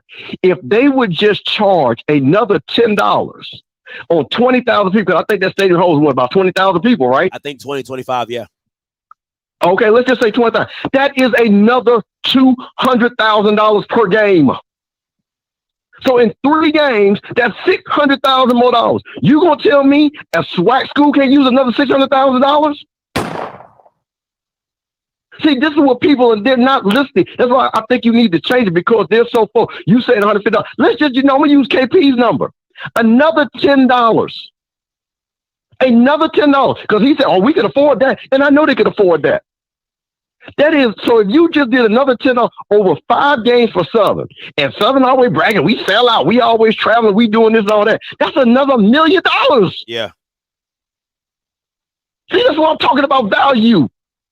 Y'all majoring on a minor. I just showed you how you could bring your athletic department another $600,000. I'll tell you what, another $600,000 at FAMU will pay for those academic councils that we need, that we keep this APR on. That thing is kicking y'all, but APR is whooping y'all. How about that? So see, this is what I'm saying. Stop, y'all. You guys are majoring on the minor. The point of it is the ticket price is too low. So if you go to your school, whatever your season ticket attendance averages, add $10 more to a ticket, and then multiply by the home game, that's what you will be making extra. And I just showed you what Southern would get just off 3 games, another $600,000. Yeah. And you don't tell me Southern don't need that? Come on, man. So just stop it. That's the reason why I had to call back in. I'm all about the numbers, man. I'm about business. Point blank, period. So I just wanted to put that out there. So you say, oh, we ain't going to pay for Beyonce. And I'm asking for you all to pay for Beyonce tickets. Because you know why Beyonce tickets are that expensive? Because she only tours once every 2, 3, 4 years. Facts. So it's the exclusivity of it. Exactly. So you're majored on the minor. That is not apples to apples. But you're not going to tell me them jokers down in Southern where they always bragging, we go everywhere, we travel everywhere. So that means you putting gas in them big ass RVs, y'all suckers got money. So stop it. You can afford another $10 and you cost your school $1 million. And that's my point. So that's it, man. I just had to call back in because that just blew my mind with that. No problem. We're losing $1 million just by what I just gave you, simple math. That's it, man. Hey, I'm gone. Hey, appreciate it. Hey, Bridges, let me get to BJ real quick. Hey, BJ, you live. BJ, you live. Hey, what up, Scott? My bad. I was on mute. My bad. Yeah, you good. Man, let me tell you something. Hey, man, you spend money on what you deem is important, right? Mm-hmm. The reason that people, show up to games and they got on $1,000 outfits, they'll drop $300-$400 at the club because they deem that it's important. The game is simply secondary. You spend on what you deem valuable. There's a reason why we went blank twice about spending $150 on the ticket somewhere else, whether it be Florida, Alabama, Georgia, or where have you. But I wouldn't do that same for my school. You in effect saying that I don't look at us the same. My school doesn't have that same value. I mean, that's what you're saying with your pocketbook. Because you can tell me anything, but what you do with your pocketbook, that's how you really feel. And I think that's our mentality is, and we got to get out of it. We really expect to spend money on everything surrounding the game, whether it's parties, alcohol, clothes. And I've been going to HBCU games all my life. For us not to have money, y'all sure drive some nice stuff. I'm seeing locals in the parking lot, Mercedes in the parking lot, Range Rovers. Now everybody got Jeeps. You got your Rubicon. Them things cost. I'm a Chevy truck man myself, but they're expensive too. So we spend money on everything. Tailgating, after party, everything except when it's time to go through that gate. We feel like there needs to be some type of hookup, there needs to be some type of discount, but we don't do that when we go other places. And like I said, it's because you don't have to say it. You said it with your pocket. You feel like that we're not as valuable, that our product is not as valuable. Because if you go over to LSU and you spend the money without hesitation. Come on. Then that's what you feel. So if that's what you feel, then I don't want to hear a damn thing when it come down to draft time and all the other stuff. Man, we just as good as just no, we're not. No, we're not according to you. I mean, it's all about, man, like I said, people spend what you deem that's important. And we got to get out of the mentality that we spend money on everything but the football game. All that money that we spending, that we going to the after parties, man, the Patron shots, everything else, and none of that money going back to your school. So we got to get out of that mentality. So I feel where you're coming from. It might not be $150, but like Mr. Campbell said, an increase of $10, $15 go a long way. But this is how I look at it, B, right? It's like this. You still got to keep up with inflation, right? Just naturally, right? Mm-hmm. It is what it is. So even if you start with $10 and $15, like you get the people used to, hey, this might go up. You know, like if you never go up, then if you go to your favorite restaurant, you've been going to your favorite restaurant for, 20 years, right? You've been getting the same meal, fish with the fries, when you come back and they say, you like, here's the $12.50. Oh, nah, it's $15. What? When did it become $15? Yeah. All right, 15. But it's just, you got to get people in the mindset like, bro, like chicken prices is going up. You know what I'm saying? Like, you know what it's like? It's like church. You remember back in the day when you first started going to church, when your mama give you money to get in the church, she give you $1. And then you start making your own, you still putting you put your little dollar in church. You ain't working, you get your money from your moms. And then, your parents will. Then you start, get your little job, you put your little $5 in church. You shouldn't, as an adult making X amount of dollars, still be putting $5 in church. That's real. At some point that has to increase. And it's the same thing here. You may not be able to afford certain things when you're a little longer, a little younger, but from what I see and from what you see, man, we're highly successful. We ain't nearly as broke as we like to claim. Come on, man. It's just that we just choose.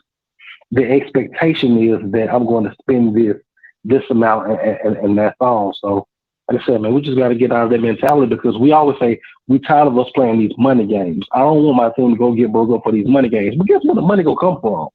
There's not gonna be some spaceship that falls out of the sky and some wealthy white man gonna write us a check. We can't be waiting on Bezos' wife and nobody else. No, that's our responsibility. So what I'm saying, do that the best way that we can, man. Use your pocketbook, man. Like you say you love your institution, and you say that you're ready to fight anytime somebody says about it, man. We'll fight with that pocketbook and that wallet. Absolutely. Hey, man, BJ, appreciate the call as always, my boy. All right, man. Hey, listen, Bridges, I'm gonna come to you next. I gotta address this comment though.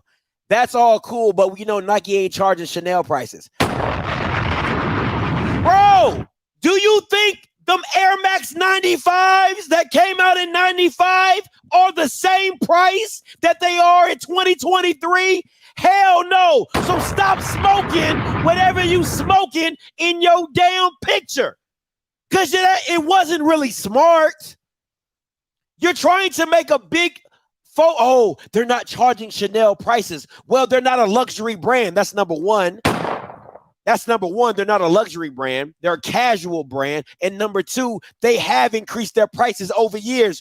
Jordans from 85 or 90, whenever they dropped, are definitely not the same price they are now. So shut up.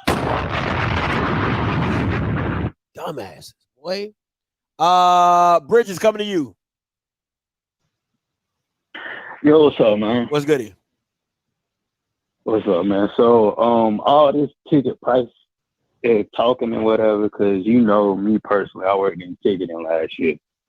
So I can say this. This is one thing. They need to have like an average price for an average section in all seating in HBCU. This is for Southern. This is for all HBCUs, because every ticket shouldn't cost $50. Or every ticket shouldn't cost $40. That's asinine. Because you are probably not even breaking even with your expenses if all tickets cost $50. That's just being real. That's just being real. Like where I work at, the outfield costs more, because you know why the outfield costs more? Because home runs are going to home runs are going to the outfield. Absolutely. So that's why it costs more. You get to catch balls, so that's why it costs more. If you unless you're sitting at a foul pole, the foul pole is gonna cost different because you ain't gonna catch as many balls as they hit for the home run. So different ticket prices need to be different. That's number one. So you can make your overhead.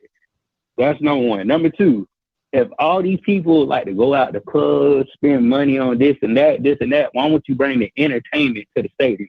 Why don't you get a little tent, put some boards down, get a little DJ, and call that a nightclub? Because trust me, I done been to clubs that's intense and they about the littest thing ever. So if you really want to make money, you can make your money at the school by doing everything. Party, food trucks, everything we do outside of the tailgate, you can put all that in the stadium and make your money that way. It's not hard. All these new stadiums, Scotty, literally, all these new stadiums doing the exact same thing. They copying each other. They're having all the events at their stadium. Mm-hmm. You get to go to a bar. You went to Atlanta games, like the Atlanta Braves. I love that stadium. Bars, eateries. Yeah. They have hotels. They have apartments all at the stadium. All at the stadium. You can do everything. You can go to the game before the game, go in the game, leave the game, and still be at the stadium. And you forget to realize you still at the stadium. That's not a bad idea. But that's thinking outside the box. That's like, hey, how can we bring the party to us and make it a profitable experience for us? You get what I'm saying? So, but that's thinking outside the box. Yeah, and I mean, at the end of the day, I mean, Fam does a little bit of it. I think Fam could do way more. We just do a little. I don't think we go all out for it. I mean, like we do at homecoming. But if we went all out for it for every game, bro, like the sky's the limit for these other schools like Southern and Grambling and man, it's crazy. I agree, man. Hey, Bridges, as always, my boy. Appreciate the call. All right, peace. Hey, listen, and that's from somebody who works in professional marketing, like he works for a professional athletics club, one of the Major League Baseball teams. He's the director of one of those from FAMU, by the way. And the thing that kills me about this, and I see you, Wake, and I see you 3760, I'm gonna come to you, then go to Wake. The thing for me is this, right? At the end of the day, you guys cry, bitch, and moan about, oh, we're so broke. But then be the first ones to talk about, you know how many professionals HBCU put into space? So are you putting professionals out in the world, or are you putting broke people out in the world? Make that make sense. My man Bishop Bonnet is a freaking project manager at a construction site. I ain't trying to count his pockets, but I know my man could afford a $100 ticket game if he wanted to, right? It kills me with the mindset that is so. And the thing about it is, listen, and this is what I can't stand. People always like to try to get you with the nuances, right? Oh, Scotty, Valley can't, charge $100 for a ticket. Nobody's telling Valley to charge $100 for a ticket, right? The Boston Red Sox charge the New York Yankees charge a different price than the Tampa Bay Rays. The New York Yankees charge a different price than the Milwaukee Brewers. Why? We're a bigger brand. It is about brands. So what makes this look even bad is that the big brands in HBCU football do not want to raise their prices, which makes the other little guys say, oh, okay, I guess we're doing the right thing. Grambling, Southern, Alcorn, Jackson, FAM, they should all be raising Alabama State. Alabama ain't, well, y'all bougie. Y'all ain't there yet. A&M, y'all ain't there yet. As football fans, y'all not there yet. But Alabama State, FAM, Jackson, Southern, Alcorn, they should be raising their prices. They're the brands. All right, 3762 coming to you. Hey, call you live. What's up, Scotty? It's Keith. So FAMU actually did raise their ticket prices. Our AD just pushed that. But you're making a great point. And one of the things that a lot of us don't realize. Like, for instance, we're going to pay the money to see what we want to see. I'm here in Orlando, and when the Magic play the Lakers, the tickets for nosebleed like $150. And a lot of times that's that's classic weekend. I don't know why. Sometimes it's just classic weekend. It just happens that way. And that place is packed. And a lot of your cousins that go into the classic are over there, and some of them sitting in them $500 seats. But when it's time for some of these other events and it's time to raise the prices, you want to complain. Like, no, we're going to pay what we want to pay for. Like, I got the FAMU LeBrons, $200. The FAMU football jersey from Nike, $100. Like, they added FAMU as a brand, but they also taxing us, and we're buying it. Like, they can't keep the stuff. So we're going to pay the price. And if you want to go to the events, you're going to be there. If you don't, you won't. So appreciate you, Scotty, as always. I'll catch you later, bro. Hey, man, I appreciate it. But see, to me, he's making a great point. White people know how to get to black people. Oh, yeah, you know, these. Listen, let's call a spade, right?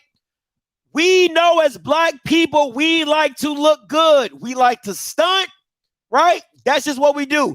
Willie Simmons ain't taking pictures of his shoes every other day because black people don't like. We love shoes. He's stunting on you, Bammers. You ain't got these. Look at these. You ain't got these. And he taking pictures of them. That's how black people get down. So I'ma tax your ass when you trying to stunt on your friends. Come on, man. Stop it. Wait, coming to you then, JB.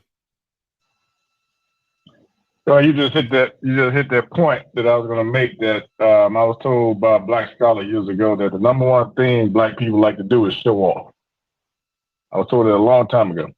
Now I got a question, because you said for a lot of times that HBCU football, they really don't have a strong fan base. They're not true fans. Am I correct? Yeah, I've said that from day one. Day one. Now, I know we got this problem. I'm looking for like the solution. How do you build that fan? Because if they're not fans, they're not going to pay that money. They're not going to pay that money because they don't feel like they can go in there and show off. Somebody who goes to a Beyonce concert say, oh, when they go to the concert, what do they get to do when they come from that concert? Show off. They can brag that they went to that concert. Yep. That's a Beyonce. How do you nurture the HBCU community or the black community to see HBCU that same way? How do you do that?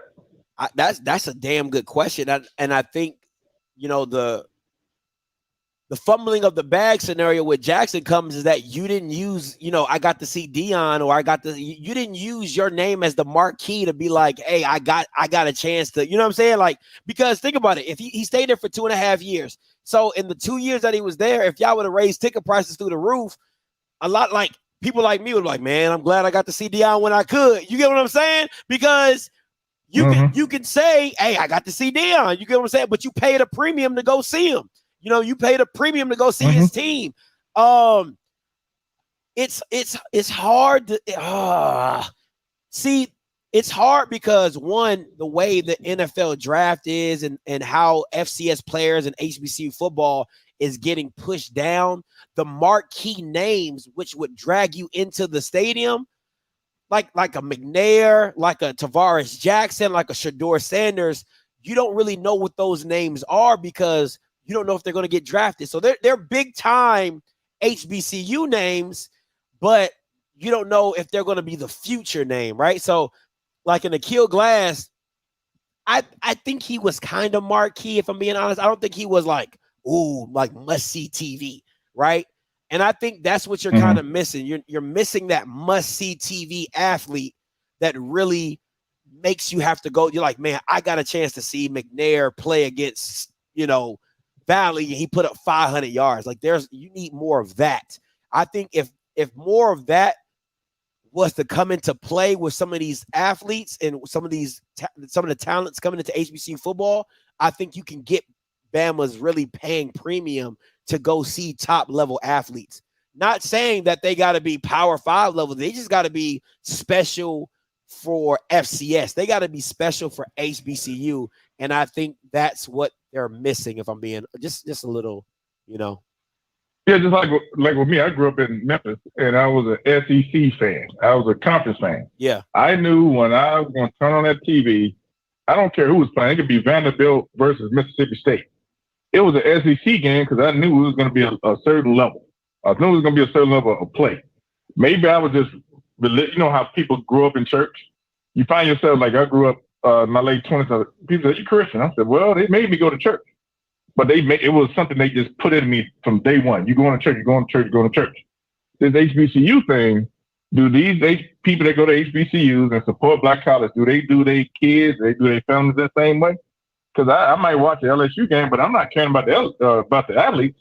I'm just knowing, oh, that's the SEC. They play this way. Yeah. How does most of the black community see the HBCU? Do they go in with that same expectation? If they don't, why not? I think you have some level of HBCU people who just say, like, I'm going to see HBCU football because I love the experience. I love what it is. I love what it is. And then you have everybody else who might have their individual expectations. For me, I love football. I listen, like anybody, and I mean this, like, I am so grateful I found HBCU football because I tell everybody who all my guys, when they come up to me and they say, Scotty, you know, how's your channel doing or whatever, I be like, man, y'all need to go to an HBCU game once in your life. There's nothing like seeing a stadium full of your people. You can't even put that stuff into words. And to me, that is value in itself. I don't know what everybody else feels. I don't give a damn about the football really on the field. Football is football. It's always it's played the way it's played. Ain't nothing special about Power 5 and HB. Ain't nothing different. It's football. At the end of the day, the ball got to get in the end zone. You kick it. The only thing about swag football, which is really exciting, is you don't know if you have a sorry ass kicker or a good kicker, and every field goal is like sitting on the edge of your seat. You know what I'm saying? But in every extra point. But at the end of the day, man, there's just nothing like that. And to me, to be around your own people, to have an oasis of your own, to me, that's worth every penny. I can't explain it. And white people see the value of it because they're like, oh, we got good level football, and they're around other white people. That's why when black people go into a white environment, they acquiesce to white people. Why? They stand up, they yell, they cheer, they do all the things that white people are doing. And I feel like when you should acquiesce to black people, we should have a thing that you got to do because we do it. You know what I'm saying? So that's just how I feel, man. One example, when I was younger, just 3 years ago, you bring a white person to a black church with a big choir, oh, they have a spiritual experience. We've never experienced this before, all that shit. Yeah. Vice versa. It's just crazy, but it's a branding issue that's going on. When I've been listening to the chat, it's a fan experience, it's this, it's that. There's not enough of the black community telling the story or expanding the brand for the schools. That's one of the big problems. But how do you get to do that? That's the big question.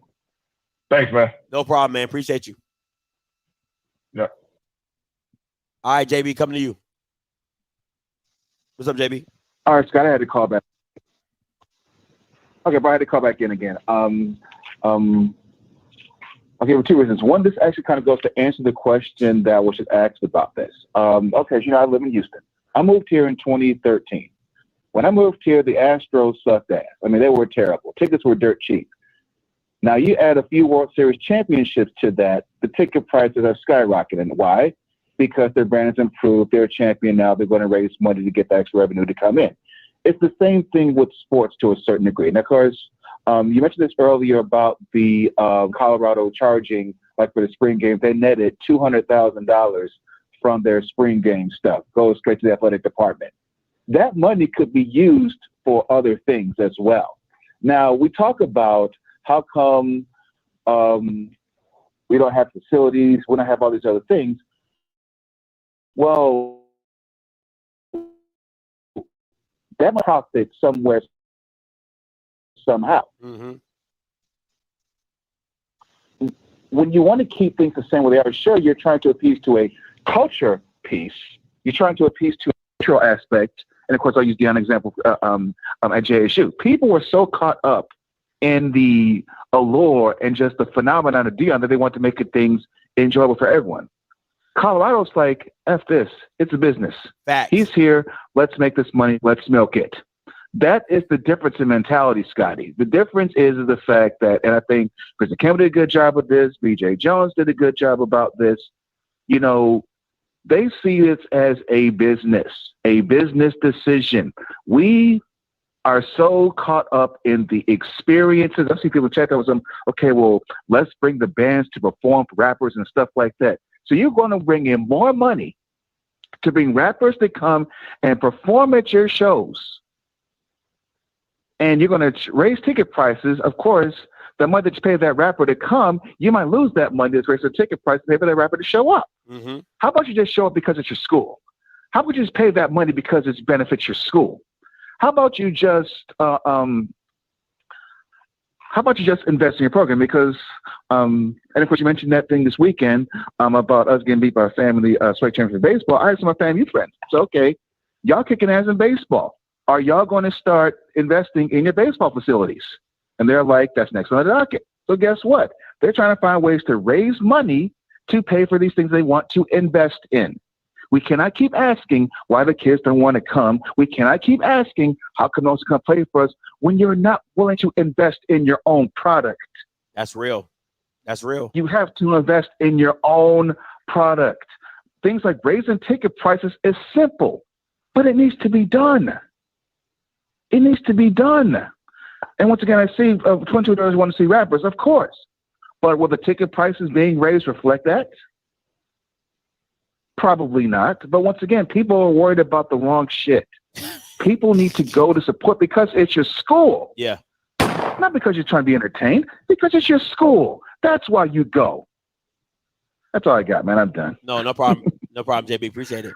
Thanks, man. Listen, I'm gonna keep saying this, man. This is not your these Bamas are not your base. They're not your base, right? Let me. This is how I see 22, and we'll stop it at 30. I'll say 17 to 28 or 17 to 27.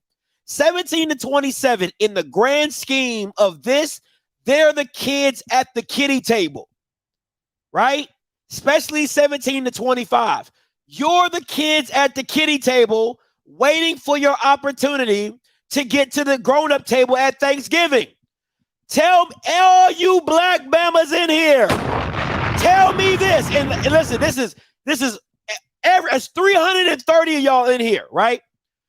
How did you feel when you were finally able to sit at the Thanksgiving table with all the adults and talk gossip? How did you feel at that moment? You felt you was grown. You was like, yo, I made it.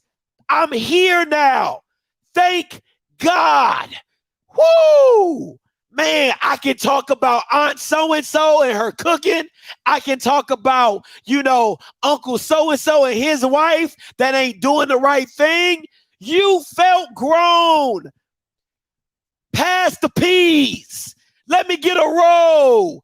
You know what I'm saying? That is what 30 and up is. 30 and up, you are the grown up as an alum. You've been around. You've had a couple of jobs. You're making pretty good money, 60, 65,000. You know what I'm saying? You up there. So what I'm saying to you is, why are you trying to appease to a base that's not there yet? You're not there yet. You see what I'm saying? So I'm not worried about 22 to 30. You know what I'm saying? I'm not worried about that right now. KJ, you got a long way to catch up, all right? But what I'm saying is this. At the end of the day, the base market that you need to be worried about is 30 and up. That is what HBCU schools and administration need to be focused on. How many 30 and up alums, fans, adults can we get to this game? And if it just so happened that a 25 or 27-year-old is making pretty damn good money and they come to the game, albeit, congratulations, you're doing well for yourself. But your base, your market is 30 and up, period. All right, you want that old money. the 45, 50-year-old. You know, it's funny. Last night I went to go get gas for Key, right? And it was probably like midnight or 1 o'clock in the morning. I always go like when the gas is low, I go get gas first so she don't got to worry about stopping for work or whatever, right? So I'm driving to a racetrack. I pull up, and it's this Mercedes-Benz truck, the box joint, pulls up right beside me, right? On the back of his license plate said black card. I was like, oh, that's fire, right? So I'm just thinking it's going to be this 28-year-old, 30, 35. He had to be over 50, tatted up. I mean, tatted up, over 50, walking out there to the gas station, you know what I'm saying? Gave me the head nod, you know what I'm saying? Old man was like, you know what I'm saying? This is old money, you know? That's your base. That's who you're appeasing to. That's who you appeasing to. You're not appeasing to the 23-year-old trying to get their life together, trying to figure out if I'm going to have my own apartment or have a roommate. That is not your base. KP, I know you over 30. You probably got kids. They are marketing to you, sir. To you. Because, listen, if I was an HBCU alum which I am, Claflin, holler. So, at 24, I wasn't thinking about going to no HBCU games. I was just about to have my son. I was trying to get my life together. Okay, I was trying to get my head on straight. Now at 32, I'm trying to take my kids to all the games.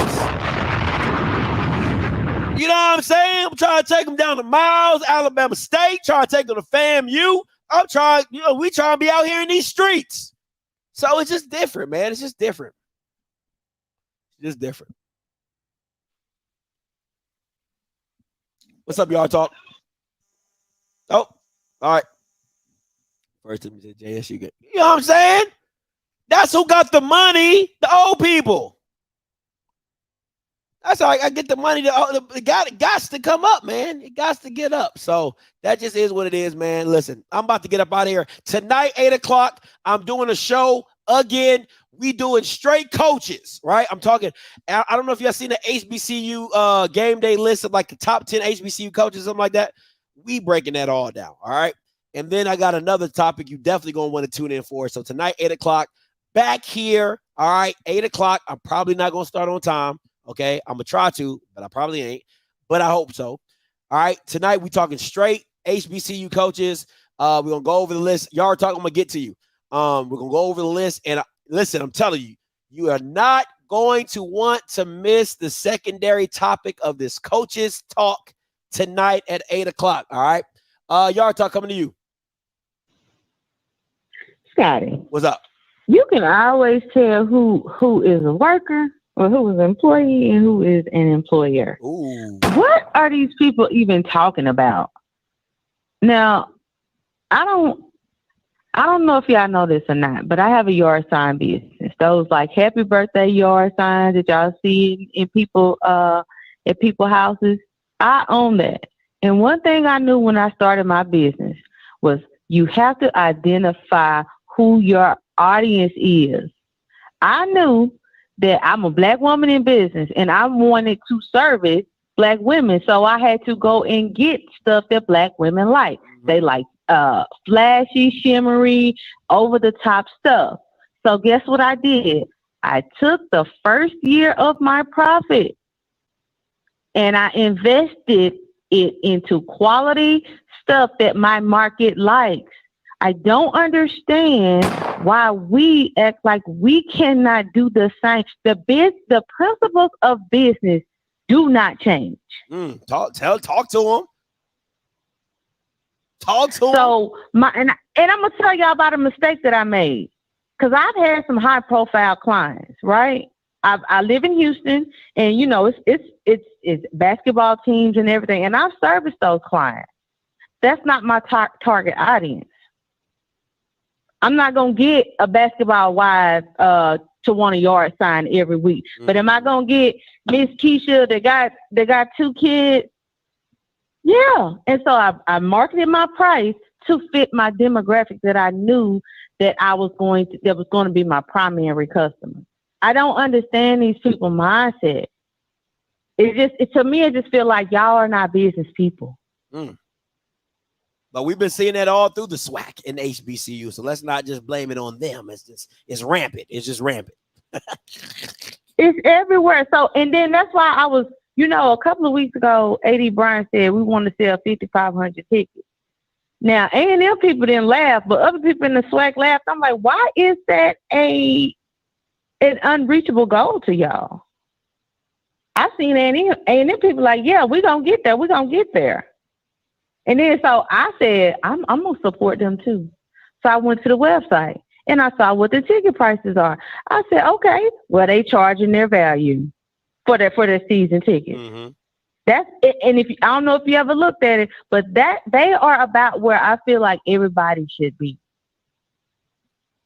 I'll say this to me. Yeah, no. I don't have a problem with their pricing. I don't think the top brands would. If I was a top brand, it wouldn't be where A&M's price is. Like if I was Southern, Grambling, they ain't there now, Scotty.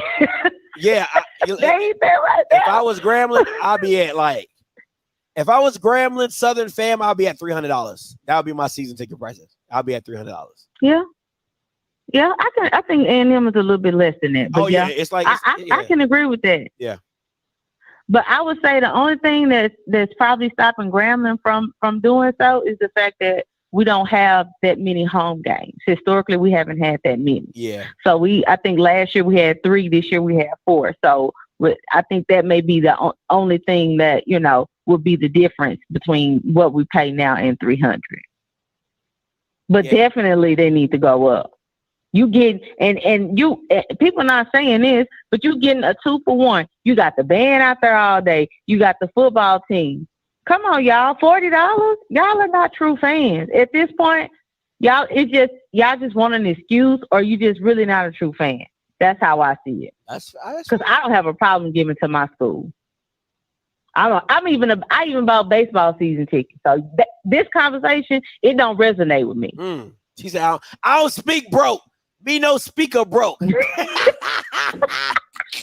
Look, I'm about to work summer school right now and get these yard signs out here in these yards because I got to go to New Jersey. I got to go to New Orleans. I got to go to Mobile. Man, hey, either you want to do it or you don't. But don't be talking about what nobody can afford. Say what you can afford. Because you don't know about nobody else what they do. Talk to them, TR. Talk to them. Love it. Hey, appreciate the call.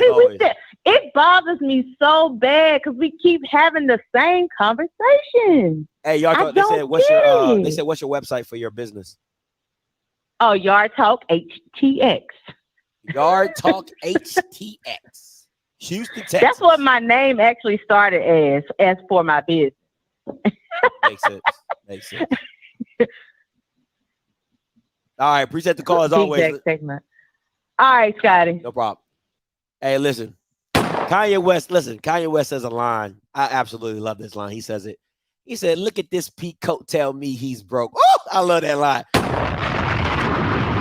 It's off that "Take Me on a Trip, I'd Like to Go Someday." It's off that song. He was like, "Look at this peacoat, tell me he's broke." That just gets me every time. That man would be rapping, man. Kanye would be rapping, man. But listen, me no speaker broke. Okay, me no speaker broke. Listen. It's not the language that people speak. $300 for season tickets is crazy. I don't think it is. I don't know why you guys. I don't know why you guys listen, man. I guess I don't know. I don't know, man. It just sounds like $250 for FAMU season tickets to me isn't bad. But when you put it at $200, okay, whatever. I think A&M is like $190 or something like that, which is they're all reasonably priced. I get it, but I just don't understand, man. I just don't get like y'all like, oh, that's crazy. Like I'm like, it's $300. Like it ain't that ain't like crazy money. Like I'm so confused. Like it really shocks me.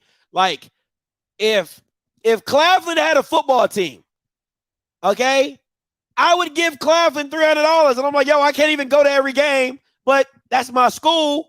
You know what I'm saying? Like, it's $300. Like, what are we talking about, man? You know what I'm saying? $225, $250. I think that's reasonable as well. Like, but y'all be like, oh my God, $300.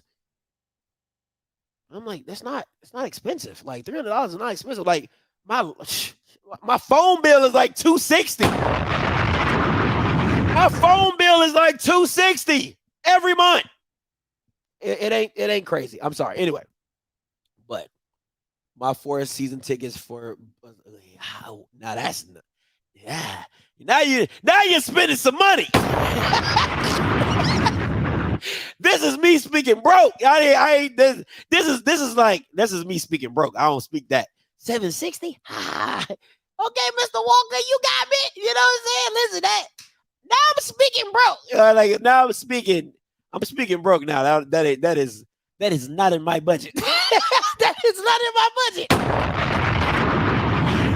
Like I'm like $500 and down. You know what I'm saying? Anything over $500, I'm gonna start speaking broke. That's all I'm saying. I'm gonna start speaking broke.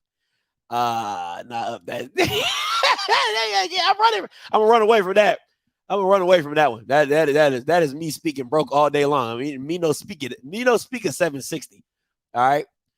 That was one seat for the 50-yard line. Last year tickets was 370. 370. One ticket, 50-yard line. But it's PV though. You know what I'm saying? Like, okay. If it was fam, you ain't gonna be sitting by nobody. It's like 15 of y'all. One person gonna be at the other end of the stadium. Another person gonna be at the other end. You ain't gonna have nobody to talk to. That's the only reason why I can't pay $376 for that ticket. Right? Now, if it was like fam, I'll pay $376 at fam. I'll pay $376 at Southern. I even paid $376 at Jackson. Right? But $376 for PV tickets? Nah, I'm good. Nah, you ain't gonna make that make sense to me. It ain't no way you gonna make that make sense to me to pay $300 for a PV ticket when it's gonna be 15 of us in the stadium and I ain't gonna have nobody to talk to or enjoy the game with. Nah, I'm good. Nah, I'll pay $376 at an all-corn game. I'll pay $376 for that. I'll pay $376 at Morgan State before I pay $376 at PV. Shit. Nah, y'all got y'all cotton picking mine. I ain't paying no $376 at PV. To sit next to who? Me and Jesus and Peter and Paul and Joseph. Like, I ain't, come on, man. Stop it. I'm not doing that. Yeah, you're gonna be sitting in a very nice facility by yourself. You're gonna be sitting in a very nice facility all by your lonesome. You ain't gonna have nobody. Who gonna be at the tailgate? Nobody. Who gonna be at the game? Nobody. You know what I'm saying? So what you really paying for? You might as well split that $376, right? Buy some nosebleed seats, hand it out to friends and family, just so you can have somebody watch the game with you. What are we talking about right now? PV 370? Shit. Y'all smoking crack. Y'all better come on down to them A&M prices. Better come on down to them Alabama A&M prices. Let's not act like PV a football school now. Come on now. We talking about a lot of stuff. You know what I'm saying? You got a lot of stuff, but you know, I ain't not doing that one. Not doing that one. So JSU can ask for $375, $400 as a result of the quality product being produced. They could have. They could have. They when Dion was there, they could have. I'm not paying $375, $400 for my homeboys. Okay, I'm not. So this is what I need from you. I'm not paying $375 for this. You gonna do what, Zoe? Get your damn tickets. Listen, we sold over 6,000 season tickets last year. But this is your homeboys now. I'm from Jackson, Mississippi. I'm not paying $375 for homeboys. I'm sorry. I'm not paying $375 for homeboys. I'm your homeboy. I'm your guy. I'm not paying $375 for that. I'm not paying $375 for TC Taylor. No, I'm not doing that. No. No.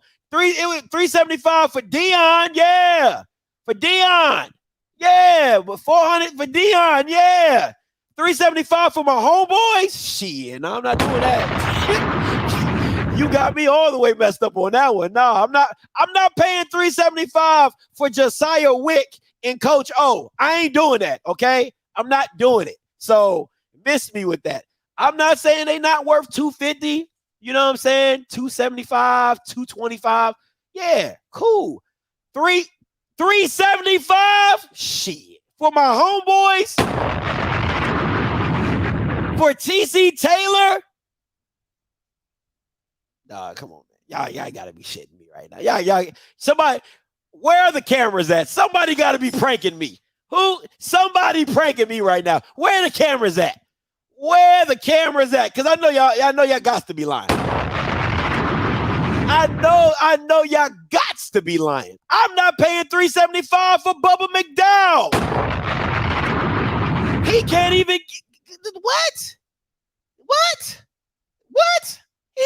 McDonald's. I'm not paying $375 for Bubba McDowell. I'm not paying $375 for that. I'll pay $375 for Willie Simmons and Fam. I'll pay $375 for Allcorn. I'll pay $375 for my boy Andrew Buddy. I'll pay $375 for Andrew. It ain't even for McKinley. It's for Andrew, right? Who else I pay $375 for? I pay $375 for Jackson and I was about to say for the game, but I wouldn't do that. For Southern, I'll pay I couldn't pay $375 for Southern. Nah, not with Bashawn McCray. I'll probably do about $300. I can do $300 for Southern. I can do $300 for Jackson. I can do $300 for Southern and Jackson. I can do $300 for season tickets. I can do that. But nah, I can't do no $375 for my homeboys and TC Taylor. Nah, I can't do that. Nah, y'all got me slipping on that one. I could do $300 for Grambling. I think they're gonna have a really good year. I would do $300 for Grambling. Listen, man, they got that chant, man. That chant is fire. You know what I'm saying? Like, GS. So yeah, I could do $300 for Grambling. I couldn't do $300 for A&M. I'm just gonna be. Listen. If you think I'm paying $300 for Demetrius Davis, you're smacked. Matter of fact, listen, I might give you $175 for Alabama State.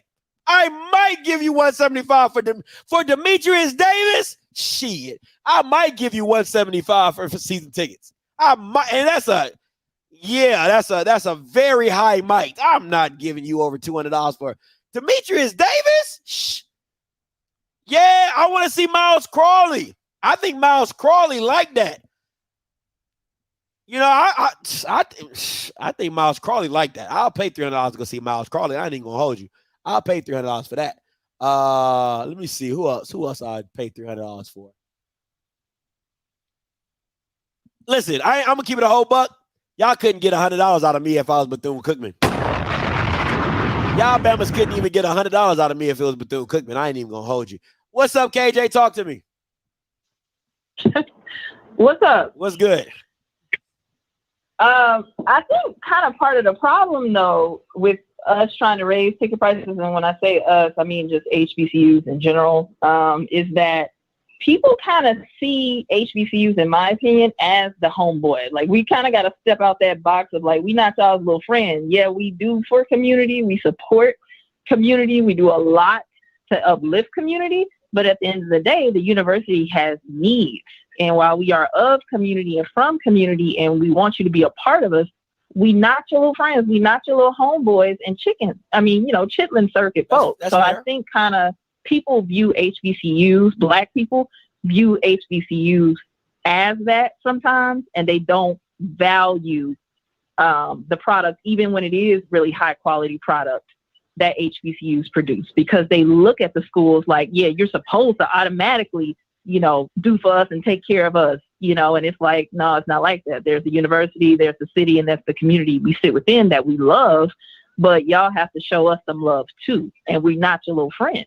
Like this is a business that has to proceed. Hey, KJ, let me ask you this. Do you think the 90s and the early 2000s did you guys a disservice? Because at that peak, like when HBCU football was rampant, like it was just like the that they didn't raise the prices then, and then now you would be at a different price point now. You get what I'm saying? I think somewhat. I think that somewhat we didn't do it back then when we should have, kind of giving that kind of listening and giving that homeboy discount, like, oh, it's about the vibes, it's about the culture and community. But I'm sorry, as soon as we got into, and the real reason I'm really against that right now is that the minute that our schools have some type of issue or we have something going on with us, it's the same community that is like ripping us apart and telling us what we're not and what we ain't doing. So it's like, make them contribute. If you want to have something to say about what we're not doing, or if you want to have something, you want to be able to point fingers, then help us. Yeah. So I don't know. I think maybe that did do us a little bit of disservice, that we should have been raised these prices at the peak of things. But now that there's an opportunity and there's more interest and there's more of a resurgence in HBCUs in general, now take that opportunity. We can't really cry over spilled milk. Like, we should have done that back in the 90s and we didn't. And that kind of hurts us a little bit now. But the price of everything is going up. You don't see people complaining. I see people that are broke in the hood walking around with Chanel bags. I'm not buying no damn Chanel bag because they upped the price of it just during the pandemic alone by 40, 60%. But they buying them. Like, they are literally buying these bags from companies that do nothing for our community. So I don't want to hear anything about, like, the price of everything is going up, even if the quality of these things are going down, like Chanel. So I don't want to hear that. So charge these folks, pay what you need to pay. We have initiatives where people who cannot afford to come to the games, like students and high schoolers, we all have initiatives where we allow for them to come in. I think high school day at JSU is the JSU Southern game, as a matter of fact. I know because my younger brother, came for it. So there are opportunities, and people just need to, we need to publicize those for people who can't otherwise afford it. But I'm not really trying to hear nothing from no 20 to 30-year-old that will buy all the liquor for the game, that will tailgate and spend over $2,000 and wear a shit is right to come to homecoming, but they will not contribute to the school. But you're the first ones to disrespect the schools and say what alums not doing when anything goes wrong. Make these people pay. Yeah, That's it. I love it, KJ. Appreciate the call. All right. Listen, it's always a good call when KJ is not getting on me. So, hey, Isaiah, this is a smart play. Setting up an account, put money aside. That's just smart. That's smart business, man. That's smart. That's smart budgeting. Put money aside. You want to buy. You want to support your school. Put the money aside for the year. Boom. 376 is nothing to you because you've been saving up throughout the year. That is some PV education right there at the highest. Still wouldn't pay 375 though, because y'all Bama's ain't got nobody at the game. So I'm not about to just cheer for myself. Gabe, coming to you. What's up, G? What's going on, Scotty? I wholeheartedly agree with everything that KJ just said. And remember, was it about a week or two? You were talking about how Jackson missed the bag when Deion was there. Remember that? Yeah, I'm gonna keep bringing it up. I love rubbing it in their face. Oh, so you love rubbing it in our faces? Absolutely. Huh? Salt all in the wound. Salt all in the wound. Ain't no Neosporin over here. Just straight salt. Okay. I'm gonna remember that when the football season roll around. I hope you do. Don't let the Cowboys lose. Don't let the Cowboys lose. Don't let the Cowboys lose. I'm not. Anyway, that's another subject. I'm not going to answer your call. Just be very mindful. I don't have to answer your call when you call it. I just want to be very clear about that. Hey, but I'm gonna say this. I'm gonna get on the off here. Okay, they should have been raised the damn ticket prices when Deion was there. That they could have had the money. And then, like everybody else is saying, they running around here buying these damn Jordans and don't have a pot to piss in and the winner to throw it out of. And Michael Jordan don't do a damn thing for the community. Well, he did partner with Howard, so he doing a little something. Okay, my bad. Okay, that's cool. Okay, that's cool. Do a little something. Okay, but all I'm saying is, like everybody is saying, we as black people pay for what we want to pay for, but then when it comes to supporting each other, oh no, that's too high, but turn right around and buy some damn LeBron. That's all I got to say. No problem, man. Appreciate the call. Listen, I'm not gonna lie to you. I'm gonna keep it a buck before I get up out of here. I'm not gonna lie to you. Like dealing with black folks, Scott, hell no, I'm not paying for Bethune-Cookman. Shit. That boy got me way off topic. To do what? Come on, man. Wait, come on, man. Stop it. KP, you're not making any sense right now. Stop it, sir. I'm not doing that. $400 for Bethune-Cookman to watch Little Bill. No, I'm not doing that. Anyway, my thing is this. It's difficult moving in a black space, right? And it's what's sad about it is this. And it kind of goes back to what KJ said. Like, you got a lot of people tearing you down. You have a lot of people saying what they feel about you, whatever.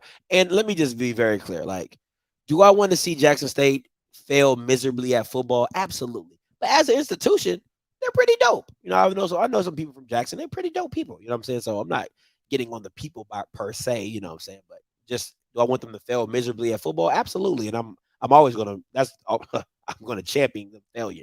Anyway, so. But, moving in a space full of black people is very difficult, man, because you have so many. It's sad. And let me say this. It's sad when I have black people come up to me and they say, hey, Scotty, I want to give you this or do this for you, or you should do this or do that, because it's such against the grain that you're like, wow, I didn't think people thought like that. You know what I'm saying? Like, people thought like that, or black people would move like that, right? Like, some of the people that I've met and some of the people I've connected with are like, they view black people, like, they view black excellence so high that it's like, it makes you want to be like, yo, we can do whatever. Like, you know what I'm saying? Like, it's when you I'm telling you, man, when you meet like some HBCU alums that are all about black excellence and black entrepreneurship or black businesses, it makes you want to step your game up to 10 times. But when the majority of people you meet are like bashing and you can't do this and do that, you kind of get that rough sandpaper side. So you kind of learn how to weave both ways. Let me just say this, right? A subscriber came into town a couple weeks ago, about a few weeks ago, Mr. Lawson. And he was like, hey, Scotty, I'd love to take you out to dinner, just talk and chat. I said, oh, yeah, cool. So we went to this place called Pascal's in Atlanta. I'd never been there before. I never knew about it. And he was late. Well, I was early. I'm always on time. So I was early. And while I was at Pascal's, I was reading the bio. Now, I don't know if anybody's ever been to Atlanta, go to Pascal's, right? Go to that restaurant. It's really, really nice. But reading it, they had the bio of the brothers of Robert, and I think it's like Robert and another one of the Pascal brothers. And what hit me was that reading the bio, and you got to understand like the time that they were in when they were building their business. The guy's brother, him and the brother started at 13. He was a shoe shine man. He worked his way up. He got into a restaurant. He worked his way from a line cook to an executive chef. He then became the executive chef. He then started his own business. He started like a diner, and then it was like just like lunch stuff. It was cold stuff, and then everybody loved it, so they made it a hot restaurant. And this is where it started getting crazy to me. He did a hot diner, and he would take the taxi to deliver. He would take the taxi to deliver people's meals. And as the story goes on, I mean, like, it was just so like inspirational to me, because it's like Pascal's restaurant was a huge involvement in the civil rights movement, where civil rights leaders will come and meet with white people at the restaurant. And to me, it's like when I was reading that story, to me, all I got the feeling is that there should be no excuses for black Pascals. I'm sorry, Pascals. I apologize. Pascals. I apologize how I'm pronouncing it. But there should be no excuse. Like, if you ever get a chance to read the story of the restaurant in the bio, reading that bio, the only thing that kept hitting me was, what excuse do we as black people have? Because you're talking about a man building an empire during segregation, civil rights movement. I mean, just the discrimination and I mean, just everything possible, every hurdle you could possibly put in place in front of this man in the South. It's what he didn't start in New York and bring it down to Atlanta. This was all in the South. And to me, to see what it's become, to see what it is now, I just see like we gotta stop making excuses. It's like, yes, is there a white discrimination? Absolutely. Are there hurdles? Absolutely. But nothing compares to what Pascal had to go through to build his restaurant empire to what it is now, and to see what it is, and to see what that landmark in Atlanta means to so many people in Atlanta. You know what I'm saying? Because the guy who took me was a Morehouse man. He's like, yo, my mom took me here, and things like that. So to me is this: at some point in time, you have to buck the system. At some point in time, you have to step out and say, hey, we're going to do something different. Because it's too many times that in life, if the predecessors that came before us thought like we think today, there would be no progress. There would be no progress because nobody wants to be uncomfortable. Nobody. Everybody wants it to work out in their way. And it should flow like this. And I shouldn't have this obstacle. And I shouldn't have this hurdle. And I shouldn't have to do this. And we shouldn't have to do that. Nothing worthwhile comes easy. So to me, at the end of the day, and all the jokes and everything, it all comes down to is what you value yourself as, and where do you see yourself?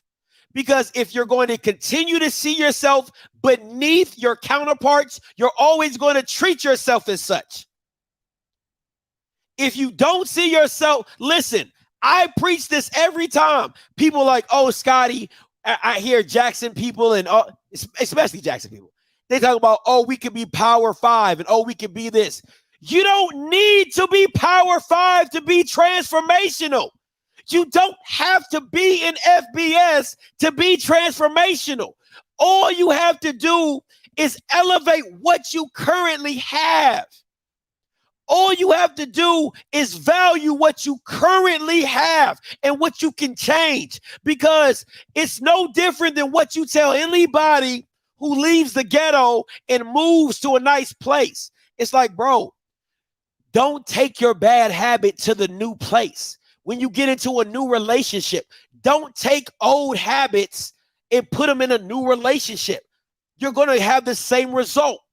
So at the end of the day, the whole thing is changing the mindset. And if the administration of these institutions don't have the forward thinking or progress to change HBCU alums, what are we talking about?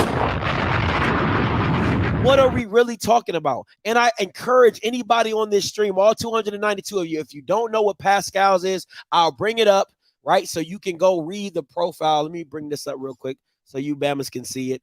Let me see.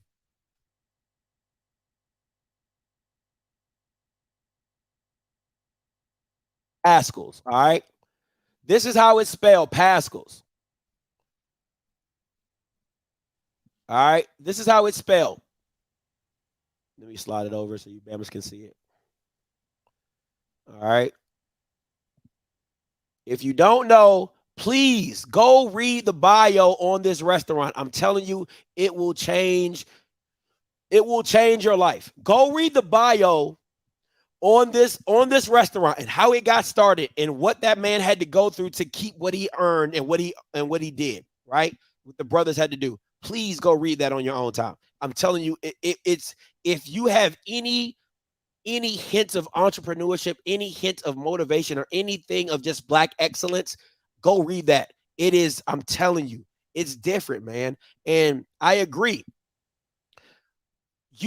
You cannot be comfortable and expect change. That's just not how change works, right? You have to put yourself in uncomfortable situations to force change. You can't. A lot of you notice. A lot of you would say, "Oh, I'm not. I wasn't a college person. I wasn't this, and I didn't like school, and now I'm this, and now I'm a lawyer. Now I'm a dentist, and now I'm a doctor, and now I'm working at HR." You had to make yourself uncomfortable to get to the place that you wanted to go to, right? You had to change some things about yourself to get to the thing that you wanted to get to, right? So at the end of the day, I'm telling you all this. All the stuff that we talk about and all the stuff that we want and change has to happen some way, and somebody has to make the change, right? Somebody has to make the change. Somebody has to push the narrative. Somebody has to show the value in HBCU football. Instead of people looking and saying, "Oh, we should be like this and we should be like that," it should be more people looking in towards HBCU football and say, "Man, how do we get like that? How do we have it like that? How do we do it like that? How did they get it like that?" And that means being uncomfortable and making changes. But that's my time, man. Listen, tonight at 8 o'clock, I'll be back to do a coaches show to talk more about coaches and some other topics like that. Break down the HBCU Game Day top 10 coaches. Listen, if you like what you heard today, make sure you subscribe. Make sure you like to the channel. You already know what it is. It's your boy Scotty bringing it as always. Until next time, you know what I'm going to do. I'm a holla. God bless.